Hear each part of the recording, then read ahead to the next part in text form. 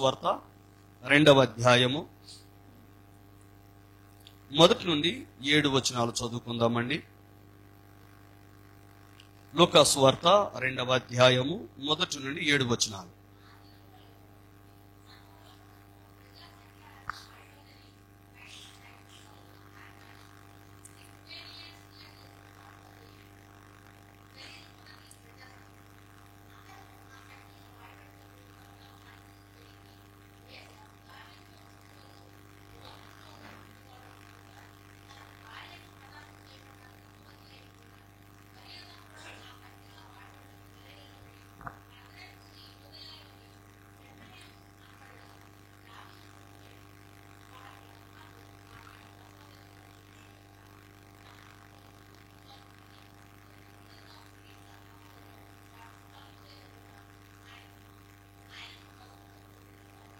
ఆమేన్. చదవబడిన వాక్యమును దేవుడు మన వెనుకలు విరిచివడించును గాక. పరిశుద్ధులారా దయచేసి కూర్చోనండి.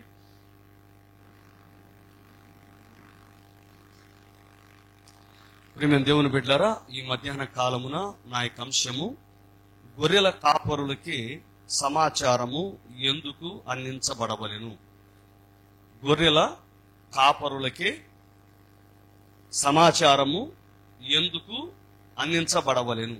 Why it had to be shepherds అన్నటువంటి వర్తమానాన్ని ఈ కాలపు ప్రవక్త విలియం బ్రన్హామ్ గారు ఆయన ప్రసంగించారు. ఆ ప్రసంగాన్ని మీ దృష్టికి తీసుకొని రావటానికి పరిశుద్ధాత్ముడు నన్ను ప్రేరేపించాడు. ఆ పరిశుద్ధాత్ముని యొక్క ప్రేరణ ప్రకారంగా నేను ముందుకు వెళుతున్నాను. మనందరం శక్తివంతమైనటువంటి స్తోత్రం ప్రభు వారికి సమర్పిద్దామా? అందరం ఒక్కసారి సంతోషభరితమైన స్తోత్రం. హల్లెలూయా. రైట్. ప్రియమైన దేవుని బిడ్డలారా, ఆ దినములలో సర్వలోకమునకు ప్రజాసంఖ్య వ్రాయవలెనని కైసరు ఔగుస్తు వలన ఆజ్ఞ ఆయను. సర్వలోకమునకు ఒక చక్రవర్తి ఆజ్ఞను అందిస్తూ ఉన్నాడు, ఆజ్ఞ జారీ చేస్తూ ఉన్నాడు. ఎందుకంటే మనకు తెలుసు, అన్యజనుల కాలము ప్రారంభమయ్యింది. ఎవరి ద్వారా? నెబుకద్నెజరు అనే చక్రవర్తి ద్వారా అన్యజనుల కాలము ప్రారంభమయ్యింది. అంతకు ముందు దేవుడు ఇశ్రాయేలీలతో వ్యవహరిస్తూ వచ్చాడు. ఆ ఇశ్రాయేలీయుల యొక్క చరిత్రను ఆయన గ్రంథస్థము చేస్తూ వచ్చాడు. ఆమేన్. ఆ తర్వాత నెబుకద్నెజరు ప్రియమైన దేవుని బిడ్డలారా ప్రపంచాన్ని ఏలటం మొదలు పెట్టాడు. మనందరికీ తెలుసు, ఆ అన్యజనుల కాలము గురించి ఆ నెబుకద్నెజరుకి కల వచ్చింది. ఆ కల యొక్క నెరవేర్పులో భాగముగా మనము కూడా ఉన్నాం. నేటికి ఆ కళ నెరవేరుచూనే ఉన్నది. మనందరికీ తెలుసు కదా, ఒక గొప్ప ప్రతిమ ఉన్నది. దాని గురించి వివరించడానికి సమయం లేదు. హల్లెలూయా. ఇక్కడ సర్వలోకానికి ఇక్కడ మనకు వచ్చే సందేహం ఏమిటంటే, ఒక చక్రవర్తి ప్రపంచం మొత్తానికి ఆజ్ఞను జారీ చేయగలడా అంటే, ఆ సామ్రాజ్యాలు, ఆ రాజ్యాలన్నీ కూడా మీరు గమనిస్తే, బబులోను సామ్రాజ్యం ప్రపంచాన్ని ఏలింది. ఆ తర్వాత మాదియా పారసీక సామ్రాజ్యం ప్రపంచాన్ని ఏలింది.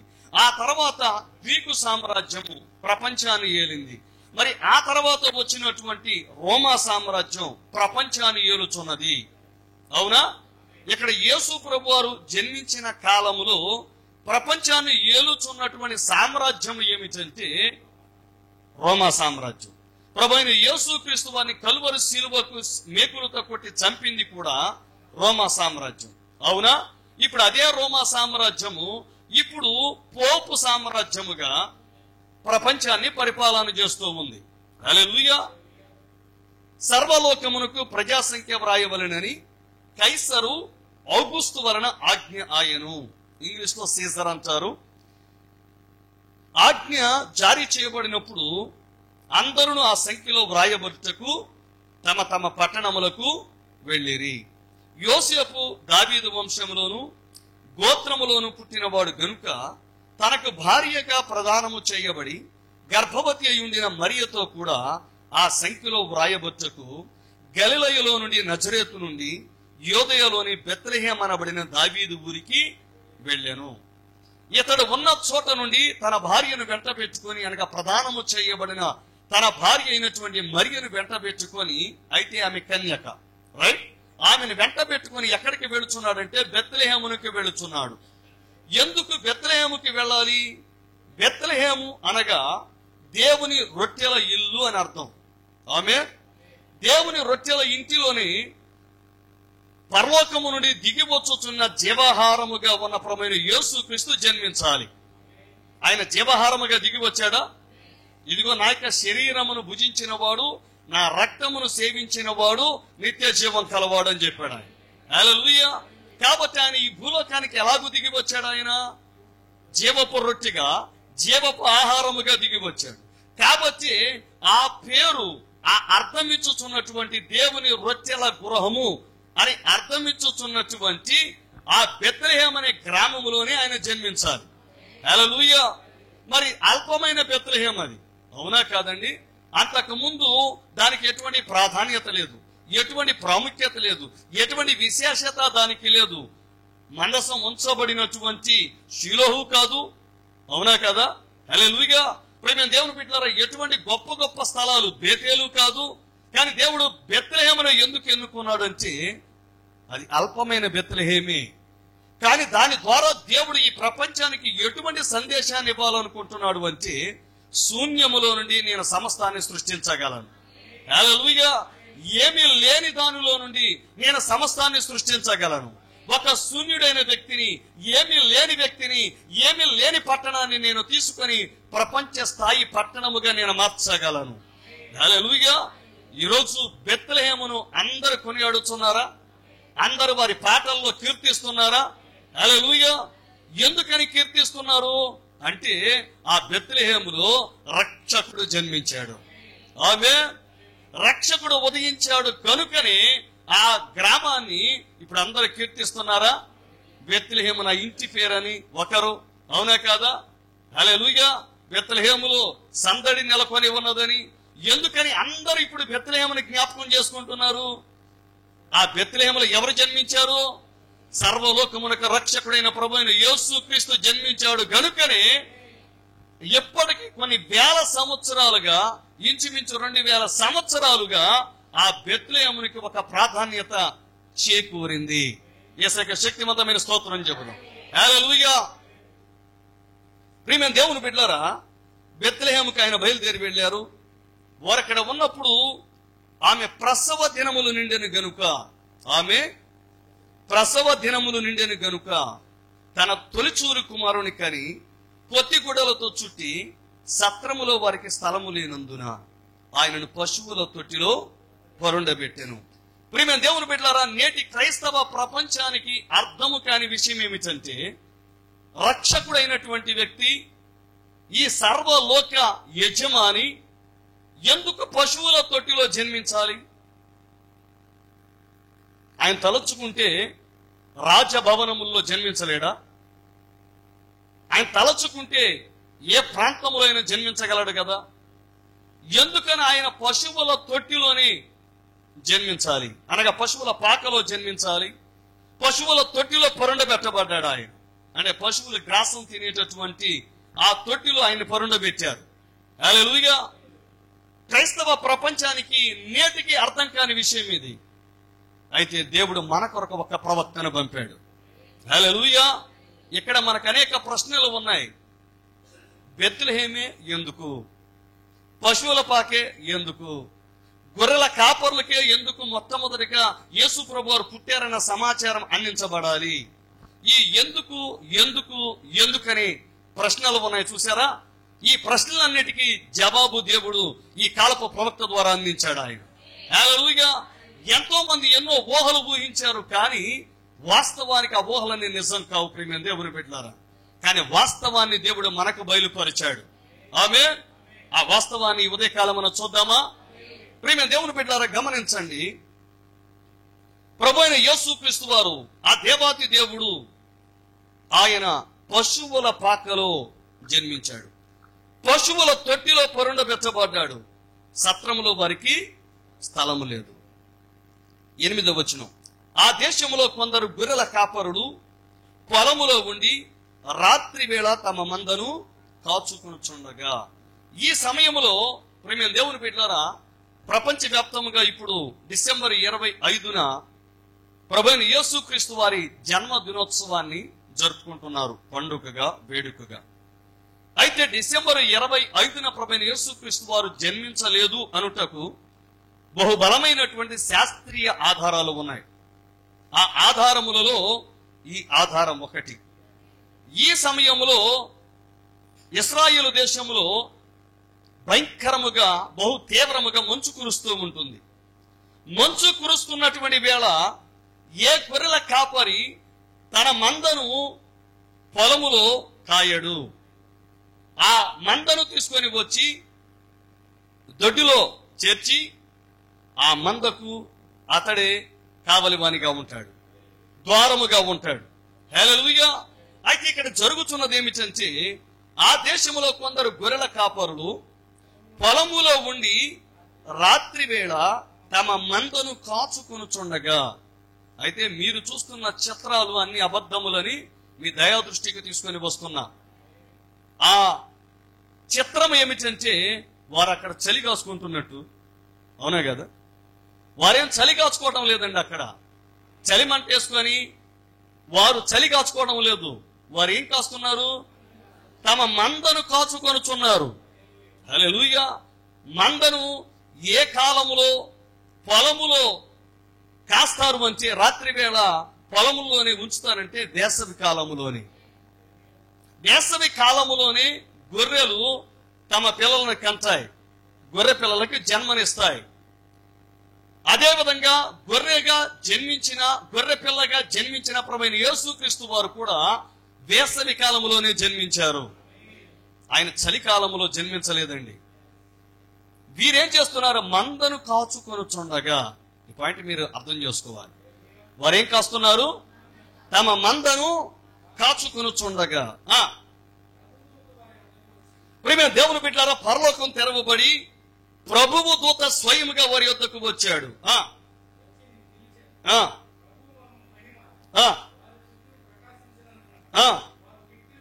ప్రియమైన దేవుని బిడ్డలారా, ప్రభువు దూతే వారి దగ్గరకు వచ్చినప్పుడు ప్రభువు మహిమ వారి చుట్టూ ప్రకాశించింది.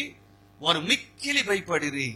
అయితే ఆ దూత, భయపడకుడి, ఇదిగో ప్రజలందరికీ కలుగబోవు మహా సంతోషకరమైన సువర్తమానము నేను మీకు తెలియజేయుచున్నాను. ప్రియమైన దేవుని బిడ్డలారా, ఆ సువర్తమానం ఏమిటి? దావీదు పట్టణమందు నేడు రక్షకుడు మీ కొరకు పుట్టి ఉన్నాడు. ఈయన ప్రభు అయిన క్రీస్తు. హల్లెలూయా. ప్రియమైన దేవుని బిడ్డలారా, ఈ ప్రపంచములోనే అత్యంత గొప్ప వర్తమానం ఏమిటంటే, నేడు మీ కొరకు బెత్లెహేములో రక్షకుడు పుట్టి ఉన్నాడు. ఎంతకు మించిన వర్తమానం, సువర్తమానం ప్రపంచంలో మరొకటి లేదు. ఎందుకంటే దేవుడే శరీరధారిగా ఈ భూమి మీదకు వచ్చాడు అని తెలియచేయుట కంటే గొప్ప వర్తమానం ఈ ప్రపంచంలో ఏదైనా ఉందా? లేదు దేవుని బిడ్డలారా. ఎందుకంటే 4000 సంవత్సరాలుగా మానవాళి ఎవరి కొరకు ఎదురు చూస్తున్నారో ఆ దేవాది దేవుడే శరీరధారి అయి ఆయన ఈ భూమి మీదకి రావటం కంటే గొప్ప వర్తమానం, అంతకు మించిన శ్రేష్టమైన వర్తమానం, అంతకు మించి ప్రజలు దేని కొరకైతే ఎదురు చూస్తున్నారు ఆ వర్తమానం ఇంకేదైనా ఉందా? చెప్పండి దేవుని బిడ్డలారా. అంతకు మించిన వర్తమానం లేదు. ఆమేన్. ఇప్పుడు ఆ వర్తమానం స్వయంగా ఎవరు తెలియజేస్తున్నారు? ప్రభువు దూత తెలియజేస్తున్నాడు. ఎవరికి తెలియజేస్తున్నాడు? గొర్రెల కాపరులకు. ప్రియమైన దేవుని బిడ్డలారా, ఈ ప్రపంచంలో దేవుని రాకను గూర్చినటువంటి మొట్టమొదటి వర్తమానం, ప్రపంచంలోని అత్యంత గొప్ప వర్తమానం, అత్యంత శ్రేష్టమైన వర్తమానం మొట్టమొదటిసారిగా ప్రభువు దూత ద్వారా గొర్రెల కాపరులకి అందించబడింది. హల్లెలూయా. ఇప్పుడు మనకు వచ్చే సందేహం ఏమిటంటే, అయ్యా వారు నిరక్షరాస్యులు, విద్య లేనటువంటి పామరులు, వారికి తెలిసిందల్లా ఆ గొర్రెలను కాయటమే, వారు ప్రసంగీకులు కారు, వారేమి గొప్ప వేదాంత విద్య కలిగిన వారు కాదు, వేదాంత పాఠశాలలో విద్యను అభ్యసించిన వారు కారు, వారికి ఈ లేఖనాలేమీ తెలియవు. హల్లెలూయా. వారికి ఈ లేఖనాలు ఏమైనా తెలుసా? పాత నిబంధన గ్రంథం తెలుసా? వారికి తెలిసిందల్లా ఒకటే, ఆ గొర్రెల గురించే వారికి తెలుసు. ఆ గొర్రెలను ఎలా మేపాలో, ఆ గొర్రెను ఏ పచ్చిక బయలులోకి నడిపించాలో ఆ గొర్రెల గురించే వారికి తెలుసు. ప్రవక్త ఇంకొక మాట అంటున్నారు, ఆ గొర్రెల కాపరులు ఆ గొర్రెలతో ఉంటున్నప్పుడు వారికి కూడా ఆ గొర్రెల వంటి మనసు ఉంటుంది. హల్లెలూయా. ఆ గొర్రెల పిలుపు వారికి తెలుసు. గొర్రెకి ఎటువంటి మనసు ఉంటుందో అదే మనసు ఈ గొర్రెల కాపరికి ఉంటుంది. అతను అచ్చం గొర్రె వలె మారిపోతాడు. హల్లెలూయా. ప్రేమైన దేవుని బిడ్డలారా, విద్య లేని పామరులు, నిరక్షరాస్యులు, పేదవారు, అత్యంత నిరుపేదలైన వారి దగ్గరకు ప్రభువు దూత దిగి వచ్చాడు. హల్లెలూయా. దిగి వచ్చి వారికి ప్రపంచంలోని అత్యంత గొప్ప, సంతోషకరమైన, శ్రేష్టమైనటువంటి గొప్ప సువర్తమానం తెలియజేశాడు. హల్లెలూయా. ఆ వర్తమానం ఏమిటి? ఆ వర్తమానం ఏమిటి? నేడు రక్షకుడు మీ కొరకు పుట్టి ఉన్నాడు. హల్లెలూయా. ఆయన ఎవరి కొరకో పుట్టలేదండి, మీ కొరకే పుట్టాడు. హల్లెలూయా. అంటే ఎవరు మెస్సియా రాక కోసం ఎదురు చూస్తున్నారు వారి కొరకే ఆయన పుట్టాడు. హల్లెలూయా. ఇప్పుడు మనకు వచ్చే సందేహం ఏమిటంటే, ఆ కాలపు సంఘ శాఖలలో, వేదాంత పాఠశాలల్లో, కళాశాలలో బీటీహెచ్ చేసి, డిటిహెచ్ చేసి గొప్ప విద్యను అభ్యసించినటువంటి వారు, ధర్మశాస్త్రాన్ని ఔపోసన పట్టినటువంటి వారు, మహా గొప్ప విద్యను అభ్యసించినటువంటి వారు, ధర్మశాస్త్రోపదేశకుల దగ్గరకు ఈ దూత వెళ్ళలేదు. ఈ దూత ఎవరి దగ్గరికి వెళ్ళాడు?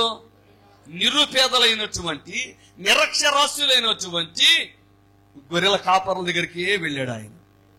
హల్లెలూయా. దేవుడు తన మర్మాన్ని గొర్రెల కాపర్లకే ఎందుకు తెలియజేస్తున్నాడు? హల్లెలూయా. ఇప్పుడు ఈ గొర్రెల కాపర్లు ఏమవ్వాలి? ఎలా మార్చబడాలి? ఇప్పుడు ఈ గొర్రెల కాపర్లు ఎక్కడికి వెళ్ళాలి?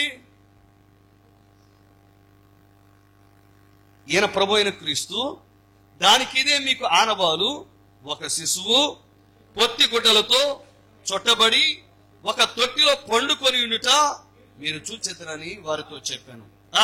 ఆనవాలు కూడా ఇచ్చాడా? ఆయన ఎలా గుర్తుపట్టాలో చెప్పాడా? హల్లెలూయా. ఆయన రాజుగా పుట్టాడని వారు ఏ రాజభవనముల్లో వెళ్ళి వెతుకుతారో, ఏ గృహాలలో వెతుకుతారో మీరు గృహాల్లో వెతకొద్దు. ఆయన ఎక్కడ వెతకాలి? పశువుల పాకలో. హల్లెలూయా. ఈ భూమి మీద ఇంతవరకు ఎవ్వరు పశువుల పాకలో జన్మించలేదు. కానీ ఒక దేవుడు ఈ విశాల విశ్వానికి యజమాని. ఆయన ఈ ప్రపంచంలో ఎవ్వరు తగ్గించుకోలేనంత స్థాయికి ఆయన తను తాను తగ్గించుకొని ఆయన పశువుల పాకలో జన్మించాడు. ఆయన అత్యంత నిరుపేదగా జన్మించాడు ఆయన. హల్లెలూయా. ప్రియమైన దేవుని బిడ్డలారా, ఈ దూత ఒకవేళ ఆ కాలపు పాస్టర్స్ దగ్గరికి వెళ్ళి, ఆ ధర్మశాస్త్రోపదేశకుల దగ్గరకు వెళ్ళి ఈ విధంగా ఈయన జన్మించాడు అంటే, వారు పెద్ద పెద్ద అంగీలు ధరించుకొని, తలపాగాలు పెట్టుకొని, అంగీలు ఆ కెసాకులు ధరించుకొని వారు వెళ్ళి పశువుల పాకల్లో వెతకగలరా? వారి స్థాయిని తగ్గించుకోనగలరా? వారు బైబిల్ చదవడం మొదలు పెడతారు, పాత నిబంధన గ్రంథాన్ని చదవడం మొదలు పెడతారు. యేసు ప్రభు వారు పశువుల పాకలో జన్మిస్తాడు అని ఎక్కడ వ్రాయబడి ఉందని వెతుకుతారు. హల్లెలూయా. యేసు ప్రభు వారు బెత్లెహేములో జన్మిస్తాడు అని వ్రాయబడి ఉంది కానీ, కన్యకకు జన్మిస్తాడు అని వ్రాయబడి ఉంది కానీ, పశువుల పాకలో జన్మిస్తాడని ఎక్కడ వ్రాయబడలేదే. హల్లెలూయా. ప్రభువు దూత దిగి వచ్చి చెప్పినా వారి స్థాయిని వారు తగ్గించుకోలేరు. కాబట్టి దేవుడు ఎక్కడికి వెళ్ళాడు? ఏ స్థాయి లేనటువంటి, ఏ హోదా లేనటువంటి, అవునా, చెప్పుకోవడానికి ఏమీ లేనటువంటి ఆ నిరుపేదలైన, నిరక్షరాస్యులైనటువంటి ఆ గొర్రెల కాపరుల దగ్గరకు ప్రభువు దూత వెళ్ళాడు. ప్రభువు దూత అనగా ఎవరో? ప్రభుయేనా? హల్లెలూయా. ఆయన వాక్యపు దేహమేనా? ఆనవాలు కూడా చెప్పాడు. వెంటనే పరలోక సైన్య సమూహము ఆ దూతతో కూడా నుండి సర్వోన్నతమైన స్థలములలో దేవునికి మహిమయు ఆయనకి ఇష్టలైన మనుషులకు భూమి మీద సమాధానమును కలుగునుగాక అని దేవుని స్తోత్రము చేయుచుండెను. హల్లెలూయా. ఈ భూమి మీద ఏ నరునికి దేవదూతలు అంతకుముందు ఎన్నడూ పాటలు పాడలేదు. కానీ మొట్టమొదటిసారిగా దేవుని దూతలు పరలోకములో నుండి దిగి వచ్చి ఈ భూమి మీద ఒక నరునికి వారు దే ఆర్ సింగింగ్ దేర్ నోయల్స్, వారి యొక్క కీర్తనలు పాడుచున్నారు. హల్లెలూయా. ఆ కీర్తనల సారాంశం ఏంటి? సర్వోన్నతమైన స్థలములలో దేవునికి మహిమ, ఆయనకి ఇష్టమైన మనుష్యులకు భూమి మీద సమాధానమును కలుగునుగాక. హల్లెలూయా. దేవుని స్తోత్రము చేయుచుండెను. ప్రియమైన దేవుని బిడ్డలారా, దేవునికి మహిమ కలిగినప్పుడు ఆయనకి ఇష్టమైన మనుషులకి భూమి మీద సమాధానం కలుగుతుంది. ఆమె అంటే మనము మహిమను ఎవరికి చెల్లించాలి? మన దేవునికి చెల్లించాలా? దేవుని స్తుతించాలా? దేవుని మహిమపరచాలా? దేవుని ఘనపరచాలా? దేవుని స్తుతించాలా? మనం ఎప్పుడైతే స్తుతి అనేది అర్పిస్తున్నామో, ఆయన దగ్గరికి స్తుతి వెళుతుందో, ఇప్పుడు ఏమొస్తుంది ఆయన దగ్గర నుండి? అవునా? హల్లెలూయా. ఆయనకి ఇష్టలుగా మారుతున్నామా? ఆయనకి ఇష్టలుగా మారినప్పుడు మన జీవితంలో సమాధానం కలుగుతుంది. సమాధానము దేని వల్ల కలుగుతుంది? ఒక వ్యాధి నుండి విముక్తి పొందినప్పుడు సమాధానమేనా? ఒక ఆర్థిక రుణభారము నుండి విడుదల పొందినప్పుడు సమాధానమేనా? ఒక రోగము పోయినప్పుడు సమాధానమేనా? ఒక దెయ్యము నుండి విడుదల పొందినప్పుడు సమాధానమేనా? చెప్పండి దేవుని బిడ్డలారా. ఒక పాపపు గుణలక్షణం నుండి విడుదల పొందినప్పుడు సమాధానమేనా? మన జీవితంలో ప్రియమైన దేవుని బిడ్డలారా, మనల్ని ఏమేమైతే పట్టి పీడిస్తున్నాయో, ఏమేమైతే మనల్ని బాధిస్తున్నాయో, ఏ పరిస్థితులు అయితే మనకు అభ్యంతర కారణాలుగా ఉన్నాయో, ఈ పరిస్థితి నుండి విడుదల పొందితే బాగుండును అని నీవు అనుకుంటున్నప్పుడు నువ్వేం చేయాలో తెలుసా? దేవుని స్తుతించడం ప్రారంభించు, దేవుని ఘనపరచడం ప్రారంభించు. అయ్యా, నాకు మంచి ఉద్యోగం లేదయ్యా, నాకు మంచి ఉద్యోగం ఈ ప్రభువా, నువ్వు నాకు ఈ ఉద్యోగం ఇచ్చావు, నీకు స్తోత్రం అయ్యా అని చెప్పడం ప్రారంభించు. అనతి కాలములోనే దేవుడు నీకు మంచి ఉద్యోగాన్ని ఇస్తాడు. హల్లెలూయా. నీవు ఆర్థిక రుణభారంతో బాధపడుతున్నావా? ప్రభువా, నా అప్పులన్నీ చెల్లించడానికి, నా రుణములన్నీ కట్టేయడానికి, నేను ఎవరికి దాసునిగా ఉండకుండా నేను యజమానునిగా ఉండినట్లుగా నీవు నాకు కృప చూపావు ప్రభు అని నీవు దేవుని స్తుతించడం మొదలు పెట్టు. నువ్వు ఏదైతే దేవుని అడగదలుచుకున్నావో, దేవుని ముందు ఏ విన్నపాన్ని అయితే పెట్టదలుచుకున్నావో, ఆ విన్నపాన్ని ముందుగానే పొంది ఉన్నావు అని నీ హృదయంలో భరోసా కలిగి దేవుని స్తుతించడం ప్రారంభిస్తే వీటన్నిటి నుండి దేవుడు విడుదల దయచేస్తాడు. యేసయ్యకి స్తోత్రం చెబుదామా? ఈ ఉదయ కాలమున నీ జీవితంలో ఏది అవసరమో, ప్రభువా నేను దాన్ని పొందుకొని ఉన్నానని చెప్పు.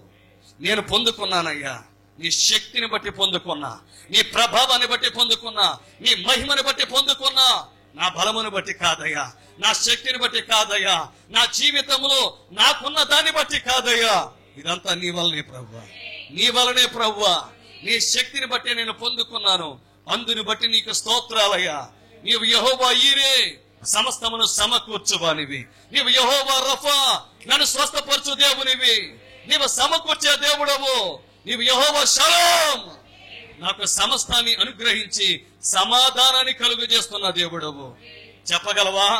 చెప్పగలవా? ఆయన అంటున్నాడు, అడుగుడి మీకు ఇవ్వబడును, తట్టుడి తీయబడును, వెదకుడి మీకు దొరుకును. అడిగామా? ఎప్పటి వరకు ఏ రోజైనా దేవుణ్ణి అడిగామా? హల్లెలూయా. నీకేది అవసరమో నువ్వు బంధువులకో స్నేహితులకో చెప్పాలని ఆశపడతావు, కానీ వారికి చెబితే ప్రయోజనం ఏముంది? కానీ నిన్ను ప్రేమించిన వాడు, నీ కొరకు ప్రాణం పెట్టిన వాడు, నీ స్థానంలో నిలబడిన వాడు, నీ కొరకే తప్పిస్తున్న నీ దేవునికి నీవు చెప్పగలిగితే ఆయన నీకిస్తాడు. ఆయన నీకిస్తాడు ఆయన. కానీ నీవెప్పుడు మాట్లాడతావని, ఎప్పుడు ఆయనకి విన్నవిస్తావని ఎదురు చూస్తున్నాడు ఆయన. నీవు చెప్పగలిగితే, నీవు అడగగలిగితే ఆయన ఖచ్చితంగా నీకిస్తాడు. ఆయన ఇస్తాడా? అడుగుడి మీకు ఇయ్యబడును. ఆ వాగ్దానం ఎన్నడైనా తప్పిపోయిందా? వాగ్దానం చేసిన వాడు నమ్మదగిన వాడేనా? రూఢిగా విశ్వసించగలమా? వాగ్దానాన్ని బట్టి బలము పొందుకోగలమా? ఇదిగో నేను అడుగుచున్నాను, ఆయన నాకు ఇవ్వగలడు. అన్న అడిగింది పొందుకుందా? వాక్యం తెలుసా? అన్న అడిగింది పొందుకుందా? గిద్యోను అడిగాడు, పొందుకున్నాడా? సంసోను అడిగాడు, పొందుకున్నాడా? భక్తులు అడిగాడు, పొందుకున్నారా? శారా అడిగింది, పొందుకున్నదా? అబ్రహాం అడిగాడు, పొందుకున్నాడా? ఆయన అడిగి నేను పొందుకోలేదు అన్నవారెవరో చరిత్రలో లేరు. హల్లెలూయా. కాబట్టి మధ్యాహ్న కాలమున మీ హృదయంలో ఏదైనా సరే ఒక అవసరత ఉంటే యేసయ్య పాదాల దగ్గర పెట్టి, నా యేసయ్యా, నా యేసయ్యా, నీవు నాకు ఇది ఇచ్చావయ్యా అని విశ్వాసముతో అడుగు. సందేహపడుతూ అడగొద్దని మనవి చేస్తున్నా. సందేహముతో అడగొద్దు, అవిశ్వాసముతో అడగొద్దు. ఇది జరుగుతుందో లేదో అని అవిశ్వాసంతో అడగొద్దు. మన ప్రభువుకి అసాధ్యమైనది ఏదైనా ఉన్నదా? ఏదైనా ఉందా? ఏది లేదు దేవుని బిడ్డలారా. కాబట్టి నీవు అడిగితే పొందుకోగలవు. విశ్వాసంతో అడిగితే పొందుకోగలవు. అడగగలవా? అడిగి చెప్పించుకోవాలా? అడగగలవా? నీవు నిర్లక్ష్య వైఖరితో నీవు నిర్లిప్తతో కూర్చుంటే దేవుడు నీకేం చేయలేడు. కానీ ప్రభువా, నేను చేయగలనయ్యా, నేను ప్రార్థన చేయగలనయ్యా, నీవు నాకు చేయగలవా ప్రభువా? హటిరేట్ సహోదరి ఇంటిలోనికి ప్రవక్త వెళ్ళారు. అవునా? ఆయన అప్పటికే ఆమెకు చెప్తున్నారు, ఇదిగో నేను అడవిలో ఉన్నాను, ఆకలిస్తుంది. దేవుడు దిగొచ్చి అన్నాడు, నీవు పలికితే ఉడతలు కలుగుతాయి అన్నాడు. కానీ ప్రవక్త సందేహించలేదు. నేను పలికితే ఉడతలు ఉనికిలోకి వస్తాయా? ఉడతలు సృష్టింపబడతాయా? నేను కేవలం మానవ మాతృని కదా, రక్త మాంసాలు కలిగిన వాడిని కదా. నేను పలికితే ఒక సృష్టికర్త వలె పలికితే, సృష్టికర్త పలికితేనే కదా సృష్టి కలిగేది. మరి నేను సృష్టికర్తనా? చెప్పండి దేవుని బిడ్డలారా. కానీ దేవుడు ప్రవక్త యొక్క స్థాయిని పెంచాలనుకుంటున్నాడు. ఒక స్థాయిలోనే మరొక స్థాయి అభిషేకంలోకి తీసుకుని వెళ్ళగోరుచున్నాడు. హల్లెలూయా. ఒక స్థాయి అభిషేకంలో మరొక స్థాయి అభిషేకంలోకి తీసుకుని వెళ్ళగోరుచున్నాడు. ప్రవక్తను తీసుకుని వెళ్ళగోరుచున్న అదే దేవుడు ఈ మధ్యాహ్న కాలమున మన మధ్యలో ఉన్నాడు. ఆయన ఆ ప్రవక్త వర్తమానాన్ని విశ్వసిస్తున్న మనలను కూడా మరొక స్థాయి అభిషేకంలోకి సృష్టికర్తలుగా మార్చాలని ఆశపడుతున్నాడు. ఆయన ఆశను గమనిస్తే, ఆయన తపనను అర్థం చేసుకునగలిగితే, ఆయన తృష్ణను అర్థం చేసుకునగలిగితే నీవు ఈ మధ్యాహ్న కాలమున దేవుని అడుగుతావు. ఆయన అడగకపోతే ఎవరిని అడుగుతావు? ఆయన అడగకపోతే ఎవరిని అడుగుతావు? ఎవరు చేయగలరండి? హల్లెలూయా. ఎవరు నీకు సహాయం చేయగలరో? ఆమేన్. హల్లెలూయా. ప్రవక్త చెబుతున్నప్పుడు ఆయన పలికాడు, ఉడతలు సృష్టించబడ్డాయి. అదే మాట ఆయన హట్టిరెడ్డి సహోదరి గృహంలో చెప్తుంటే ఆమె ఏమన్నదో తెలుసా? ఇది సత్యము కాక మరొకటి కాదు. This is nothing but the truth. ఇది సత్యమే.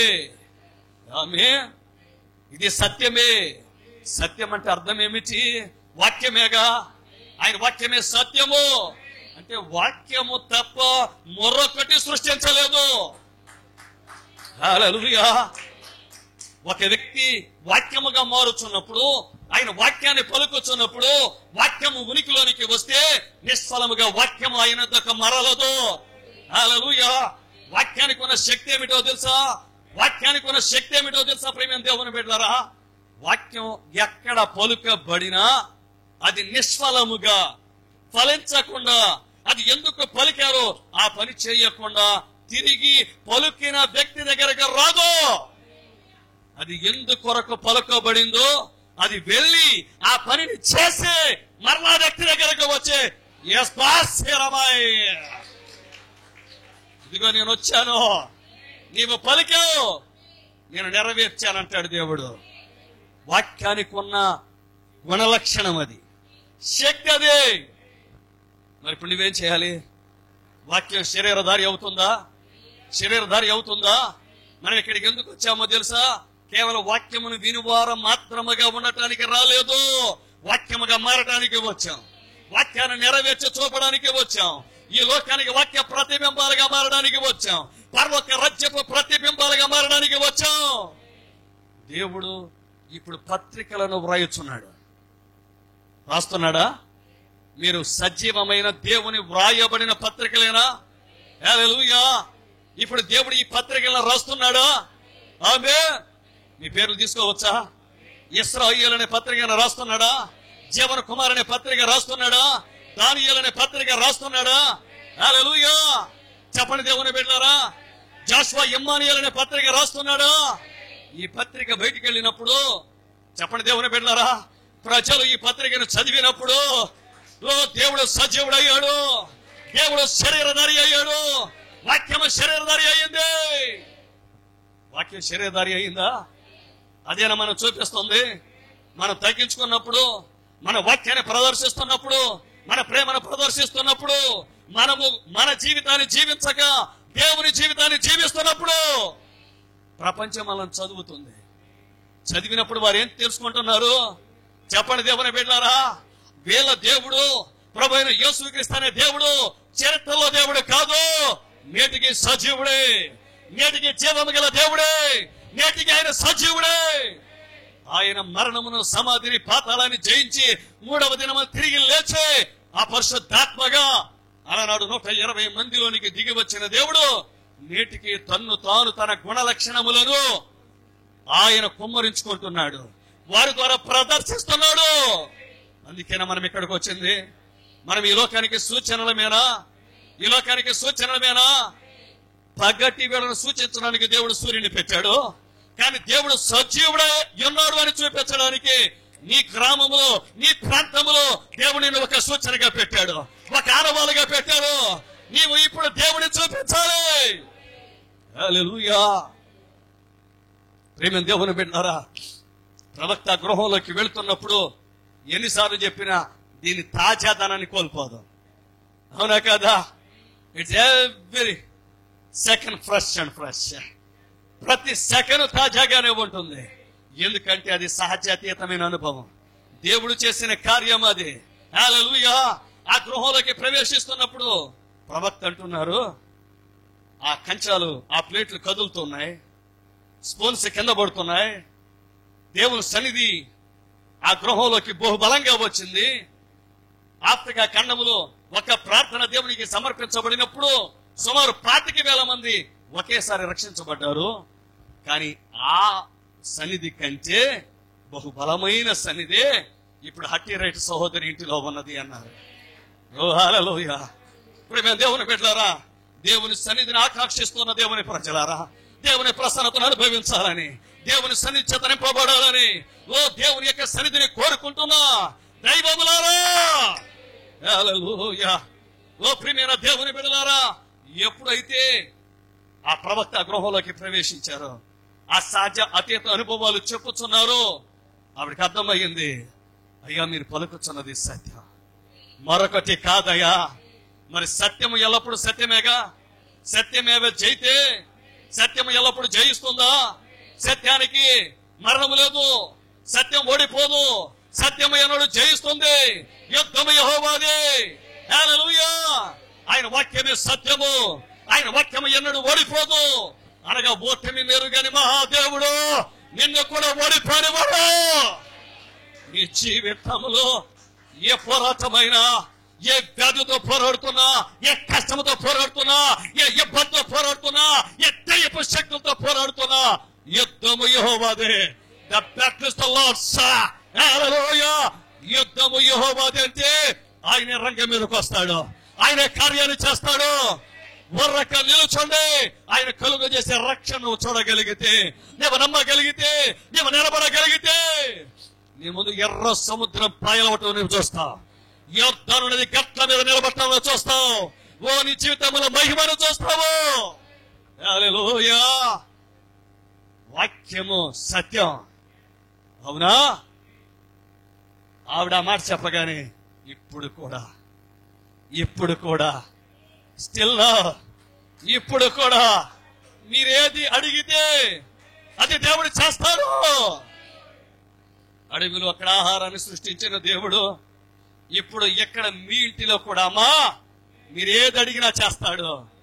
ఎందుకంటే మన దేవుడు తన పిల్లల పట్ల జాలి కలిగిన దేవుడు, తన బిడ్డల పట్ల కనికరం కలిగిన దేవుడు. హల్లెలూయా. ఎంత జాలి కలిగిన దైవం చరిత్రలో లేడమ్మా. కనికరం కలిగిన దేవుడు చరిత్రలో లేడు. ఇలాంటి దయ కలిగిన దేవుడు మనకుండగా, ఆయన పాదాలే దొరికాక ఇక మన జీవితంలో ఇంకేదైనా అవసరమా మనకి? హల్లెలూయా. యాకోబు 20 సంవత్సరాల పాటు దేవుడు ఎరగకుండా బ్రతికాడు, బేతేలుకి వెళ్ళలేదు. కానీ ఒక్క రాత్రిలో హల్లెలూయా. మోకరించగానే దిగి వచ్చిన దేవుడు. ఇన్ని సంవత్సరాలు ప్రార్థించలేదుగా, ఇన్ని సంవత్సరాల సన్నిధిగా రాలేదుగా, ఇన్ని సంవత్సరాలు నన్ను కనీసం జ్ఞాపకం చేసుకోలేదుగా అని దేవుడు ఆయనను బాధ పెట్టలేదండి. మనమైతే బాధ పెడతాం, మనమైతే క్షమించలేము. కానీ నా దేవుడు క్షమకు నిలువెత్తు నిర్వచనం. హల్లెలూయా. ఆయన క్షమించినట్లుగా ఎవరు క్షమించలేరు, ఆయన మర్చిపోయినట్లుగా ఎవరు మర్చిపోలేరు. హల్లెలూయా. మన పాపములని మూర్చగచ్చి మర్రపనే సముద్రంలో పడవేస్తూ మనల్ని మరణము నుండి విడుదల చేస్తున్న దేవుడు. ఓ యేసయ్యకి శక్తివంతమైన స్తోత్రం చెబుదాం. హల్లెలూయా. మన దేవుడు మన మధ్యలో ఉన్నాడు. ఆయన గుడారం మన మీద ఉన్నది. ఆయన వస్త్రపు చెంగు చక్కాయలు మనలో అలుముకుంటూ ఉన్నాయి. హల్లెలూయా. ఈ మధ్యాహ్న కాలమున ఆయన వస్త్రపు చెంగును మాత్రం ముడితే చాలు, చెంగును మాత్రం ముడితే చాలు, నీవు బాగుపడతావు, నీవు స్వస్థత నొందుతావు. ఆ 12 నుండి రక్తస్రావ రోగంతో బాధపడుతున్న స్త్రీ, ఇది ఆఖరి సమయం. ఇక ఆయన దాటిపోతే దొరకడు. హల్లెలూయా. ఇక దొరకడు ఆయన. ఇదే ఆయన దొరికే కాలం, ఇదే రక్షణ దినము, ఇదే మిక్కిలి అనుకూల సమయం. ప్రాకుతుంది ఇసుకలో. హల్లెలూయా. యేసయ్య చుట్టూ ప్రజలే, వాళ్ళ మధ్యలో దూరుతుంది, వాళ్ళ కాళ్ళతో తొక్కేస్తున్నారు, ఎముకలు ఇరిగిపోతున్నాయి. కానీ వస్త్రపు చెంగును మాత్రం ముడితే చాలు. హల్లెలూయా. మునుపటి శరీరం కాదు సుమా. నయమానికి పసి పిల్లవారి వంటి దేహం ఇస్తే నాకెందుకివ్వడో. నయమాను 7 సార్లు మునిగితే పసి పిల్లవారి వంటి దేహం కలిగిందిగా. మరి ఇప్పుడు నీవు 7 సంఘ కాలాలలో, ఆ 7 సంఘ కాలాల వర్తమానం అనే జలములో నీవు మునిగితే, హల్లెలూయా, నీకు పసి పిల్లవారి వంటి దేహాన్ని ఇస్తాడా ఆయన? ఓ హల్లెలూయా. పాపపు కుష్ఠరోగాన్ని తీసివేసి, ఓ నిన్ను పసి పిల్లవాని వంటి దేహం కలిగిన వానిగా నిన్ను తిరిగి నిలబెట్టగలిగిన వాడు నా యేసయ్య. నువ్వు ఏదైతే కోల్పోయావో తిరిగి దాన్ని ఇస్తాడు ఆయన. నువ్వెక్కడ అవమానం నొందావో అక్కడ రెట్టింపు ఘనతనిస్తాడు ఆయన. నీ జీవితంలో నీవు ఏదైతే కోల్పోయావు అనుకుంటున్నావో దాన్ని తిరిగి రెట్టింపుగా ఇవ్వగలిగిన వాడు నేను ప్రకటిస్తున్నా యేసయ్య. చప్పట్లు కొట్టాయి, నామాన్ని మహిమపరుద్దాం. హల్లెలూయా. ఓ ప్రియమైన దేవుని బిడ్డ, విసిగిపోవద్దు, వేసారిపోవద్దు, అలసిపోవద్దు, తొట్టిల్లవద్దు, తడబడవద్దు. నేను ప్రేమిస్తున్న యేసయ్య, నిన్ను వెతుకొచ్చున్నాడు. మధ్యాహ్న కాలమున నా బిడ్డ ఎక్కడ నీ వెతుకొచ్చున్నాడు ఆయన. నీవు లేకుండా ఆయన బ్రతకలేడు, నీవు లేకుండా ఆయన ఉండలేడు, నీవు లేకపోతే ఆయన కునికి పట్టడు. అందుకే అంటున్నాడు, ఇశ్రాయేలుని కాపాడువాడు కునికడు, నిద్రపోడు. నువ్వెవరివి గుర్తించావా? నువ్వు యేసయ్య చిన్న గొర్రె పిల్లవి కదా. హల్లెలూయా. నిన్ను ఆయన ఎత్తుకొని ఆయన భుజాలపై వేసుకొని దొడ్డిలోకి నడిపించే వరకు విశ్రమించడు ఆయన. నీవు ఒకవేళ రాకపోతే నీ కాలు ఎరగొట్టైనా భుజాన వేసుకుంటాడు తప్ప నేను విడిచిపెట్టాడని మనవి చేస్తున్నా. హల్లెలూయా. ఎందుకంటే ఆయన నేను ప్రేమించిన వాడయ్యా. తన ప్రాణము కంటే మెన్నగా నేను ప్రేమించాడు, తన జీవితం కంటే మెన్నగా ప్రేమించాడు. ఆయన ఎంతగా తగ్గించుకున్నాడో తెలుసా? హల్లెలూయా. ఈ భూమి మీద కొంచెం ఐశ్వర్యం ఉంటే, కొంచెం చదువు ఉంటే, కొంచెం పేరు ప్రఖ్యాతులుంటే మానవుడు తగ్గించుకోవడానికి ఇష్టపడడు. కానీ ఈయనెవరో విశాల విశ్వానికి యజమాని. ఆయన ఐశ్వర్యాన్ని ఎవరైనా కొలవగలరా? ఆయన ఐశ్వర్యాన్ని ఎవరైనా లెక్క కట్టగలరా? చెప్పండి దేవుని బిడ్డలారా. ఈ సముద్రం ఆయనదే, పర్వతములు ఆయనవే, 1000 కొండల మీద పశువులు ఆయనవే, ఈ భూమి మీద ఉన్న ధనాగారం అంతా ఆయనదేగా. చెప్పండి దేవుని బిడ్డలారా. ఈ బంగారం ఆయనదే, వెండి, ఎత్తడి, ఇనుము, రాగే, శేషం సమస్తం ఆయనవే. అలాంటి దేవుడు నీ కోసం, నా కోసం. హల్లెలూయా. ఆయన పశువుల పాకలో జన్మించాడు. ఎందుకో తెలుసా? హల్లెలూయా. గొర్రెల కాపరులకు ఆయన సమాచారం అందించాలి. గొర్రెల కాపరులకు ఆయన అందుబాటులోకి రావాలి. గొర్రెల కాపరులు ఎవరిని వెతుకుతారు? సహజంగా గొర్రె పిల్లలనే వెతుకుతారు. అందుకే ఆయన ఈ లోకానికి వచ్చినప్పుడు ఎలా వచ్చాడు? గొర్రె పిల్లగా వచ్చాడా? యోధా గోత్రపు సింహంగా రాలేదండి. ఆయన ఎలా వచ్చాడు? సింహం గొర్రె పిల్లగా ఎన్నడైనా మారగలదా? కానీ ఆయన మారాడా? ఆయన మారాడా? ఈ ప్రపంచానికి న్యాయాధిపతి. హల్లెలూయా! అలాంటి దేవుడు గొర్రె పిల్లగా మారి సత్రంలో ఆయనకి స్థలం ఇవ్వకపోతే పశువుల పాకలో జన్మించి, హల్లెలూయా, పశువుల తొట్టిలో పరుండబెట్టబడి ఆ ఎద్దుల మూపురాలపై వేసి మెడలపై వేసి చినిగిపోయిన రక్తముతో కూడిన, అవునా, కాడి పెట్టబడినప్పుడు అవి ఒరుసుకొని రక్తం కారుతూ ఉంటుంది. ఆ రక్తానికి వాళ్ళు ఏం చేస్తారు? ఆ పొత్తి గొడ్డలు పనికి మాలిన, అంటే పనికిరాని పీలికలైన చీలిపోయిన గుడ్డలు, పాత గుడ్డలు ఎక్కడ పెడతారు? అవునా, ఆ కాడి కింద పెడతారా? మెడ మీద పెడతారా?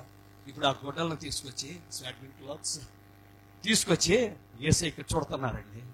ఎవరైనా ప్రపంచంలోని ఐశ్వర్యవంతుడు, విశాల విశ్వానికి యజమాని, సర్వ సృష్టికర్త. ఆమేన్. ఎందుకో తెలుసా? ప్రేమ దేవుని బిడ్డలారా, ఇప్పుడు గొర్రెల కాపరులు వెళ్ళి వెతకాలి. గొర్రెల కాపరులు నిరక్షరాస్యులేగా? గొర్రెల కాపరులు నిరుపేదలేగా? చెప్పండి దేవుని బిడ్డలారా, వారికి ఏ వేదాంత విద్య లేదుగా. వారు అందుకే సంశయించలేదు, వారు సందేహించలేదు. సమాచారం రాగానే వెతుక్కుంటూ వెళ్ళారు. హల్లెలూయా! వెతుక్కుంటూ వెళ్ళి ఆయనను చూసి 15వ వచనం,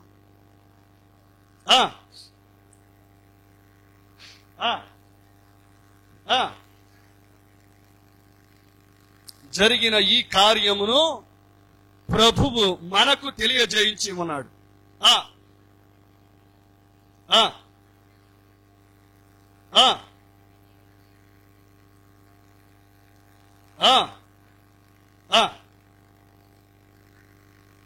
గ్లోరీ ఏం చేశారు? ప్రచురము చేసిరి. అందరికీ చెప్తున్నారు. హల్లెలూయా! ఈ ప్రపంచంలోనే అత్యంత గొప్ప వర్తమానం, శ్రేష్టమైన వర్తమానం, ప్రపంచంలోనే అన్ని సందేశాల కంటే, సమాచారాల కంటే అత్యంత శ్రేష్టమైన మిన్నయైన వర్తమానం వీళ్ళు ప్రచురించే స్థాయికి వచ్చారు. హల్లెలూయా! ఇప్పుడు అటువంటి వర్తమానం వీరి నోట పలుకుపడుతుంది. అవునా? దానికి చదువు కావాలా? చెప్పండి. డబ్బు కావాలా? పేరు ప్రఖ్యాతులు కావాలా? స్థాయి కావాలా? హోదా కావాలా? దేవుడు he will take nobody and makes into somebody. ఏమి లేని వాడిని తీసుకుంటాడు. హల్లెలూయా! ఆయన పరమ కొమ్మరి ఆయన. అవునా కాదా? ఒక మట్టి మొత్తం తీసుకొని మనిషిని చేసిన దేవుడు. అవునా కాదా? ఏమి లేని వ్యక్తిని తీసుకొని ఆయన ఏం చేస్తాడో తెలుసా? ఆయన వాక్యాన్ని ప్రచురించే స్థాయికి తీసుకుని వెళ్తాడు. హల్లెలూయా! మొదటి కొరింథీ 1వ అధ్యాయం 26వ వచనం.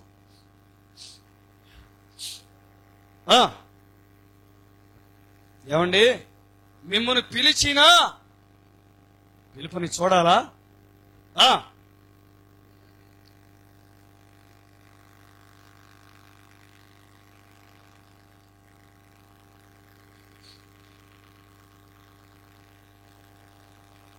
ఏమండి, లోకరీతిని జ్ఞానులైనను గనులైనను గొప్ప వంశము వారైనను అనేకులు పిలవబడాల.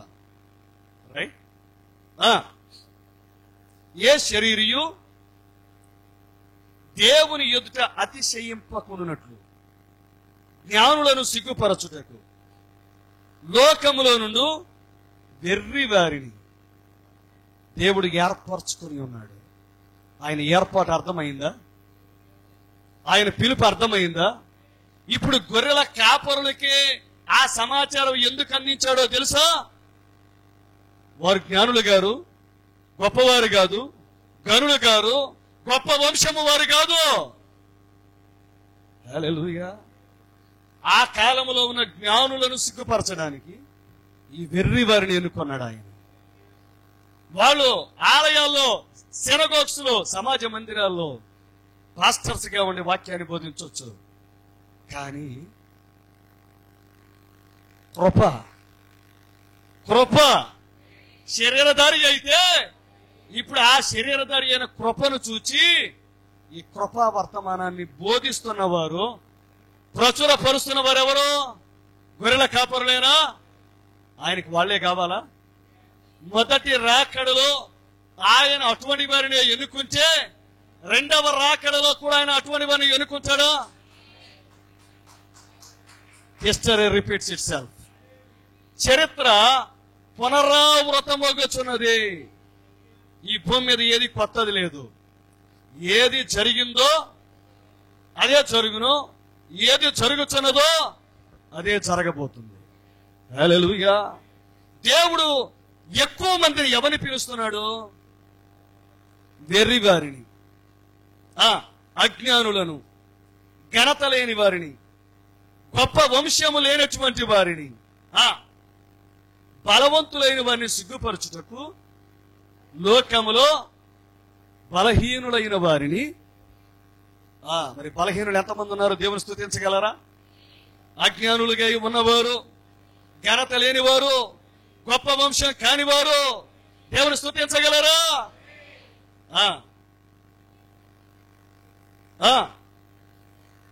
ఎన్నికైన వారు. దేనికి ఎన్నికయ్యారు వీళ్ళు? అధిపతులుగా ఉండటానికి, రాజులుగా ఉండటానికి, అధికారులుగా ఉండటానికి.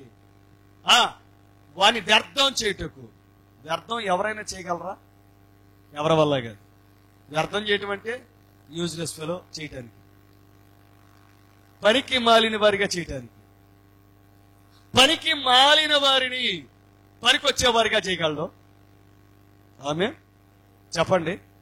ఈ లోకంలో ఈ వ్యక్తి ఎందుకు పనికిరాడు, ఈ లోకంలో ఎందుకు పనికిరాడు అనుకున్న వ్యక్తిని దేవుడు ఏం చేస్తాడు తెలుసా? శాశ్వతముగా పనికొచ్చే వ్యక్తిని చేస్తాడు.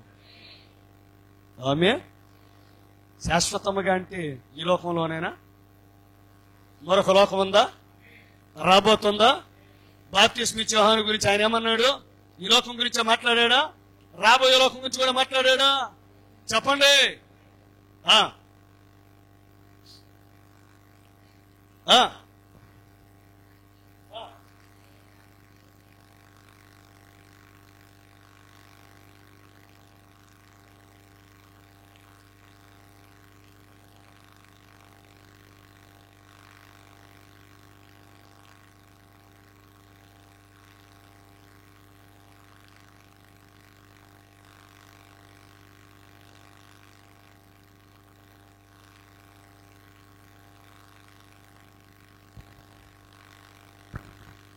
హల్లెలూయా.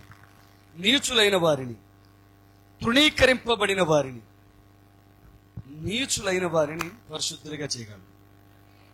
తృణీకరింపబడిన వారిని ప్రజలు తృణీకరిస్తే ఆయన అంగీకరించి, ఎన్నిక లేని వారిని ఆయన ఎన్నుకొని దేవుడు ఏర్పరచుకుని ఉన్నాడు. అసలు ఎందుకు ఇలా చేస్తున్నాడు ఆయన? అయితే ఆయన మూలంగా మీరు క్రీస్తు యేసునందున్నారు. అతిశయించువాడు ప్రభువునందే అతిశయించాడు. అవునా? ఎవరైనా నేను గొప్పవాడిని, నాకు ఫలానా ఇది కలిగి ఉంది అని చెప్పాలంటే అపొస్తలుడైన పౌలు ఏమంటున్నాడు? నేనేమై ఉన్నానో నీ దయ వలనే ప్రభువా అని అందరూ చెప్పగలుగునట్లుగా దేవుడు ఈ కేటగిరీస్ వారిని ఎన్నుకున్నాడు. ఎంతమందికి అర్థమైంది? హల్లెలూయా. అంటే ఏ శరీరం దేవుని ఎదుట నా వల్లే ఇది కలిగింది అని చెప్పకూడదు. నా వల్లే ఇది కలిగింది, నేను ఇది నా స్వశక్తిని బట్టి సంపాదించుకోగలిగాను అని చెప్పడానికి లేదు. సర్వం ఆయన దయ వల్లే, ఆయన కృప వల్లే, నేనేమై ఉన్నానో ఆయన దయ వల్లే అని చెప్పగలుగునట్లుగా దేవుడి వీళ్ళని ఎన్నుకున్నాడు. మరి వీరు గొర్రెల కాపర్లేనా? ఈ స్థాయి కలిగిన వారు గొర్రెల కాపర్లేనా? ఆమె అందుకే గొర్రెల కాపర్లకి మొట్టమొదట ఈ సమాచారం అందించబడింది. హల్లెలూయా. నిజం దేవుని బిడ్డలారా, ఇప్పుడు వీరు ఈ సమాచారం అందించడానికి స్థాయి చూస్తారు, హోదా చూస్తారు. ఈ బైబిల్ చదువుతా, ఆ సమాచారం చదువుతా మా చదువుకి ఇది సరిపోద్దా, మా విద్యకి ఇది సరిపోద్దా, మా జ్ఞానానికి సరిపోతుందా? ఏం లేదుగా, ఏం లేదుగా లెక్కలేసుకోవడానికి. హల్లెలూయా. వీళ్ళకి తెలిసిందల్లా ఏంటి? గొర్రెల గురించి. ఆమె వాస్తవమేనా? మరి ఈ కాలంలో ఫిబ్రవరి 28, 1963వ సంవత్సరంలో గొర్రెల కాపరి దిగొచ్చాడా? ప్రధాన కాపరి దిగొచ్చాడా? అది ఆయనే మన ప్రధాన కాపరి. ఫిబ్రవరి 28 కరెక్ట్గానే మాట్లాడుతున్నానా?